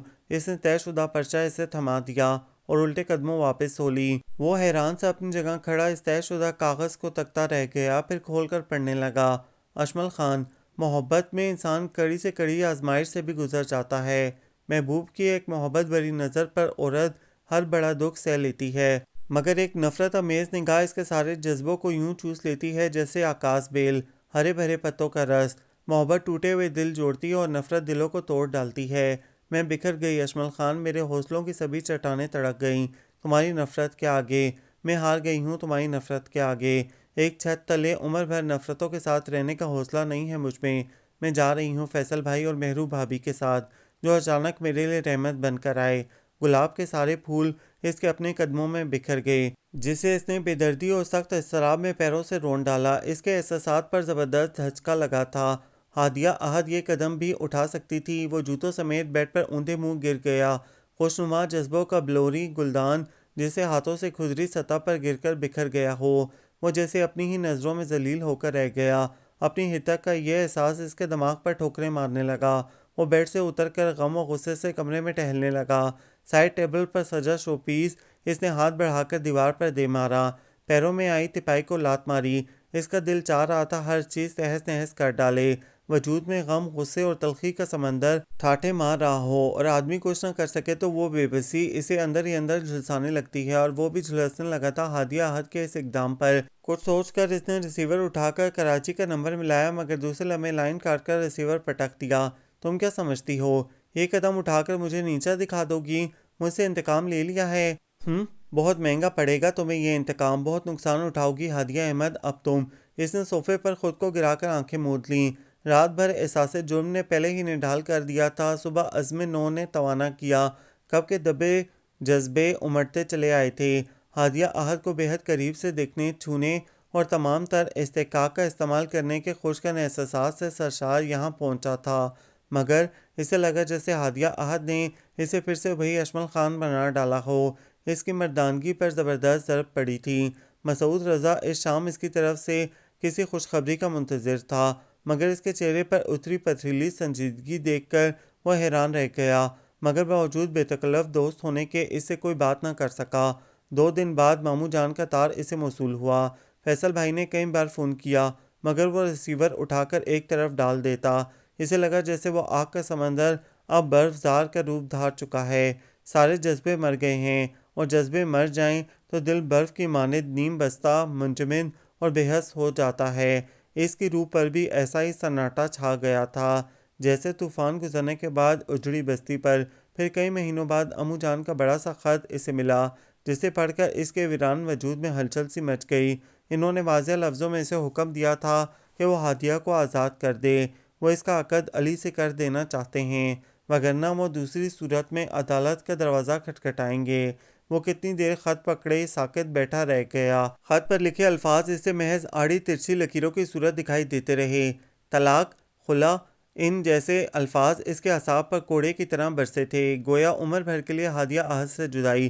اس کے شریانوں میں خون ابلنے لگا۔ اس نے کراچی کا نمبر ملایا۔ دوسرے لمحے امو جان سے وہ کہہ رہا تھا، میں کل شام عظیم ولا آ رہا ہوں۔ میری زندگی کا فیصلہ کرنے والے آپ سب لوگ کون ہوتے ہیں؟ یہ خالص میرا اور ہادیہ کا پرسنل معاملہ ہے۔ جواب اس نے سنا ہی نہیں اور ریسیور کریڈل پر پٹک دیا۔ یہ بھی آداب ہمارے ہیں، تمہیں کیا معلوم؟ ہم تمہیں جیت کے ہارے ہیں، تمہیں کیا معلوم؟ ایک تم ہو کہ سمجھتے نہیں ہو ہم کو، ایک ہم ہیں کہ تمہارے ہیں، تمہیں کیا معلوم؟ اس نے گہری سانس لے کر سامنے دیکھا۔ نازش ہنوز دیوار سے لگی اس کی طرح ماضی کو کھوج رہی تھی۔ اس کی آنکھوں کے کناروں سے آنسو بے آواز بہہ رہے تھے۔ کب سوچا تھا اتنا بہت کچھ چھن جائے گا؟ وہ بھی سر جھٹک کر ماضی کے جنگل سے نکل آئی۔ کیا ہادیہ بھی یہی چاہتی ہے ناز؟ وہ لب بھینچ کر نازش کو دیکھ رہا تھا، جیسے اس کا چہرہ کھوج کر ہادیہ کے دل کا حال جاننا چاہتا ہو۔ نازش نے پلکیں جھپک کر بس ایک نظر دیکھا، پھر دریچے کے باہر دیکھنے لگی۔ نصرت آنٹی سے لے جانا چاہتی تھیں، مگر امو جان نے اسے روک دیا، یہ کہہ کر کہ وہ اسے اس طرح اجاڑ ہرگز نہیں رہنے دیں گے۔ وہ کل بھی عظیم ولا کی بہو تھی اور آج بھی رہے گی۔ وہ علی سے… نازش نے ہونٹ کا کونا دانتوں میں جکڑ لیا۔ اشمل نے سامنے رکھی تپائی پر زور سے لات ماری۔ وہ سب کون ہوتے ہیں یہ فیصلہ کرنے والے؟ اس نے مٹھی بھینچ کر دیوار پر دے ماری۔ نازش سہم کر اسے دیکھنے لگی۔ وہ اسے سخت ڈپریس نظر آ رہا تھا، اور جانے کیوں یہ اضطراب، یہ غصہ نازش کی تسلی بنا تھا۔ وہ خاموشی سے کمرے سے چلی گئی۔ اشمل بھی اس حبس زدہ کمرے سے نکل کر کھلے لان میں چلا آیا۔ دل کوئی سرائے تو نہیں کہ کوئی آیا ذرا دیر ٹھہرا اور چلا جائے؟ نہیں ہادیہ احد، تو میرے دل کی زمین پر اگنے والا وہ خوشبودار پودا ہو جو اب تناور درخت بن کر میری رگ رگ میں قابض ہو چکی ہو۔ وہ اعصاب شکن احساس کے ساتھ کرسی پر گر گیا اور پشت ٹکا کر آنکھیں موند کر جیسے صفاق ماضی، سلجھے حال اور غم و غصے سے نجات پانے کی کوشش کرنے لگا۔ हल्की हल्की फुहार से कपड़े गीले होने लगे, मगर वो यूं ही पड़ा रहा। जिसे पाने के लिए मैं इतना पागल हो गया था, इससे इतनी आसानी से दस्तबरदार हो जाऊं, हरगिज नहीं। वो कुर्सी से उठ गया। वो खुद को अभी इस कदर बेख्तियार महसूस नहीं करना चाहता था। वो लॉन के एक सिरे से दूसरे सिरे तक टहलने लगा। पा लेने के एहसास ने कभी इतना सरशार नहीं किया था जितना अब खो देने का ख्याल ही जानलेवा साबित हो रहा था। वो बेकरार सा वापस अंदर चला आया। हॉल से गुजरते हुए इसकी नज़रें सीढ़ियों की तरफ गईं। फिर दूसरे ही लम्हे वो किसी एहसास के तहत सीढ़ियाँ चढ़ने लगा। ब्राउन पॉलिश का दरवाज़ा इसके सामने था, जो किसी मजबूत दीवार के माने दिखाई दे रहा था। अशमल, अगर अब भी तुमने इन दीवारों को ढाने की कोशिश न की तो मुमकिन है ये छोटी छोटी बहुत सी दीवारें इतनी ऊंची होकर लामतनाही फासले हायल कर दें। इसके अंदर से आवाज़ आई। इसकी शरियानों में खून उबलने लगा। लब आपस में वाहम जुड़ गए। इसने झटके से दरवाज़ा खोल दिया। सामने वो कालीन पर घुटनों में सर दिए बैठी थी। आहट पर सर उठाकर अशमल खान को देखा तो मेकानकी अंदाज में खड़ी हो गई। आप? इसे रूबरू देखकर वो कंग सी रह गई। दूसरे लम्हे इसके सीने में दबा दिल इतनी शिद्दत से कर्ब में मुब्तला हुआ था कि अगर वो अब खुद को संभालने की आदी ना हो चुकी होती तो शायद आसाब चटक जाते। क्यों आए हैं यहाँ? प्लीज़ निकल जाएं। बावजूद कोशिश के वो अपनी आवाज़ में गरज पैदा ही ना कर सकी। कौन रोक सकता है मुझे यहाँ आने से? वो बेखुद सा ऐसे तकता हुआ इसके करीब आया। हादी, मोहब्बत इतनी जान फजा नहीं होती जितनी जुदाई जान सोस होती है। ये सब लोग क्या फैसला करने चले हैं? वो पीछे हटकर रुख फेरकर धड़कनों को संभालने लगी। हादिया, ये सब कुछ जो हुआ सो हुआ। इसे किसी खौफनाक ख्वाब समझकर क्यों ना भुला दें। इसने इसके शाने को छुआ तो वो इसका हाथ झटक कर बुलक उठी। जो कुछ हुआ अशमल खान, इसमें मैं ही तो घाटे में रही। जितना नुकसान हुआ मेरा हुआ। मेरी रूह नस्वानियत मेरी अना, मेरी खुददारी मेरा वकार मजरूह हुआ। आपने क्या खोया? इसकी आवाज़ भीग भीग गई। मैं जानता हूँ हादिया के नहीं, आप कुछ नहीं जानते, कुछ महसूस कर ही नहीं सकते। वो इसका जुमला काट कर पलट कर चीखी। मैं ही बेवकूफ़ थी अशमल, जो आरजुओं के ईवान सर जाती रही, इस गलत फहमी का शिकार रही एक अरसे तक कि शायद मेरे जज्बे जीत लेंगे आपको, मेरी सच्ची चाहत तुम्हें ज़ेर कर लेगी। इसने सुलगते लबों को दांतों में जकड़ लिया। तुम वो दरिंदे, वो सफाक बेहिस मर्द थे जिसके अंदर मोहब्बत का कोई सोता फूट ही नहीं सकता। तुमने तब भी मुझे धोखा दिया और इस वक्त भी अपने लफ्ज़ों से बहलाकर अब कोई नया खेल खेल रहे हो, कोई नया फ़रेब देना चाह रहे हो। प्लीज़ मोहब्बत का ये ढोंग मत रचाएं, मत करें मेरे सामने ये अदाकारी। हादिया, वो ज़ोर से चीखा। इसका चेहरा आतिशी हो गया। वो इस इल्ज़ाम पर सजदा रह गया। क्या क्या समझकर ये बात कही तुमने? वो गुस्से से इसकी तरफ बढ़ा और इसका बाजू अपनी हथेली के शिकंजे में जकड़ कर झटका दिया। तुम क्या समझ रही हो कि मैं कोई खेल खेल रहा हूँ? बोलो, ये फरेब है, कोई अदाकारी कर रहा हूँ? इसका दिल चाहा वो खुद को ही शूट कर दे। इसने ज़ोर से इसे धक्का दिया कि वो दीवार से जा लगी। तो क्यों क्यों आए हैं आप यहाँ? वो दोनों हाथों में चेहरा ढांप कर बुलक उठी। अपनी अना की तस्कीन करते हो, अपने नफरत अमेज जज्बों की आबियारी करते हो। तुम मर्द हो अशमल खान, तमाम पत्ते तुम्हारे हाथ में हैं। जब चाहो तुम मर्द औरत को घर में सजा लो, जब चाहो घर से धुतकार दो, जब चाहा दिल में बसाकर इससे खेल लिया, फिर चाहा जलील कर दिया। बस अपने मिजाज, अपने दिल की तस्कीन करते रहो। वो फूट फूट कर रोने लगी। इसके ये आंसू अशमल को अपने दिल पर गिरते महसूस हुए। वो नादिम सा इसकी तरफ बढ़ा कि अम्मू जान की भारी आवाज़ ने इसके कदमों को जकड़ दिया। क्यों आए हो यहाँ पर? इसे अब जिंदा भी रहने दोगे या नहीं? वो दरवाजे पर अपनी स्टिक संभाले कड़े तेवरों से इसे देख रहे थे। इसके पीछे ताई अम्मा और फैसल भाई थे। हादिया कालीन पर बैठकर अब भी रो रही थी। तुमने जितना कुछ इसके साथ किया है, क्या वो काफ़ी नहीं है? मैंने तुम्हें इसे मज़ीद दुख देने के लिए कराची नहीं बुलवाया। अम्मू जान अंदर चले आए। ताई अम्मा लपक कर हादिया के पास आईं। हादिया से तुम्हारी शादी करना मेरी सबसे बड़ी भूल थी, जिसकी सज़ा मुझे अपनी ज़मीर की अदालत में शायद ताउम्र भुगतनी पड़ेगी। अब्बू, वो पलटा। एहसास तजलील और दबी दबी थकन अंदर से कहीं उमड़ कर इसे अपनी गिरफ्त में लेने लगी।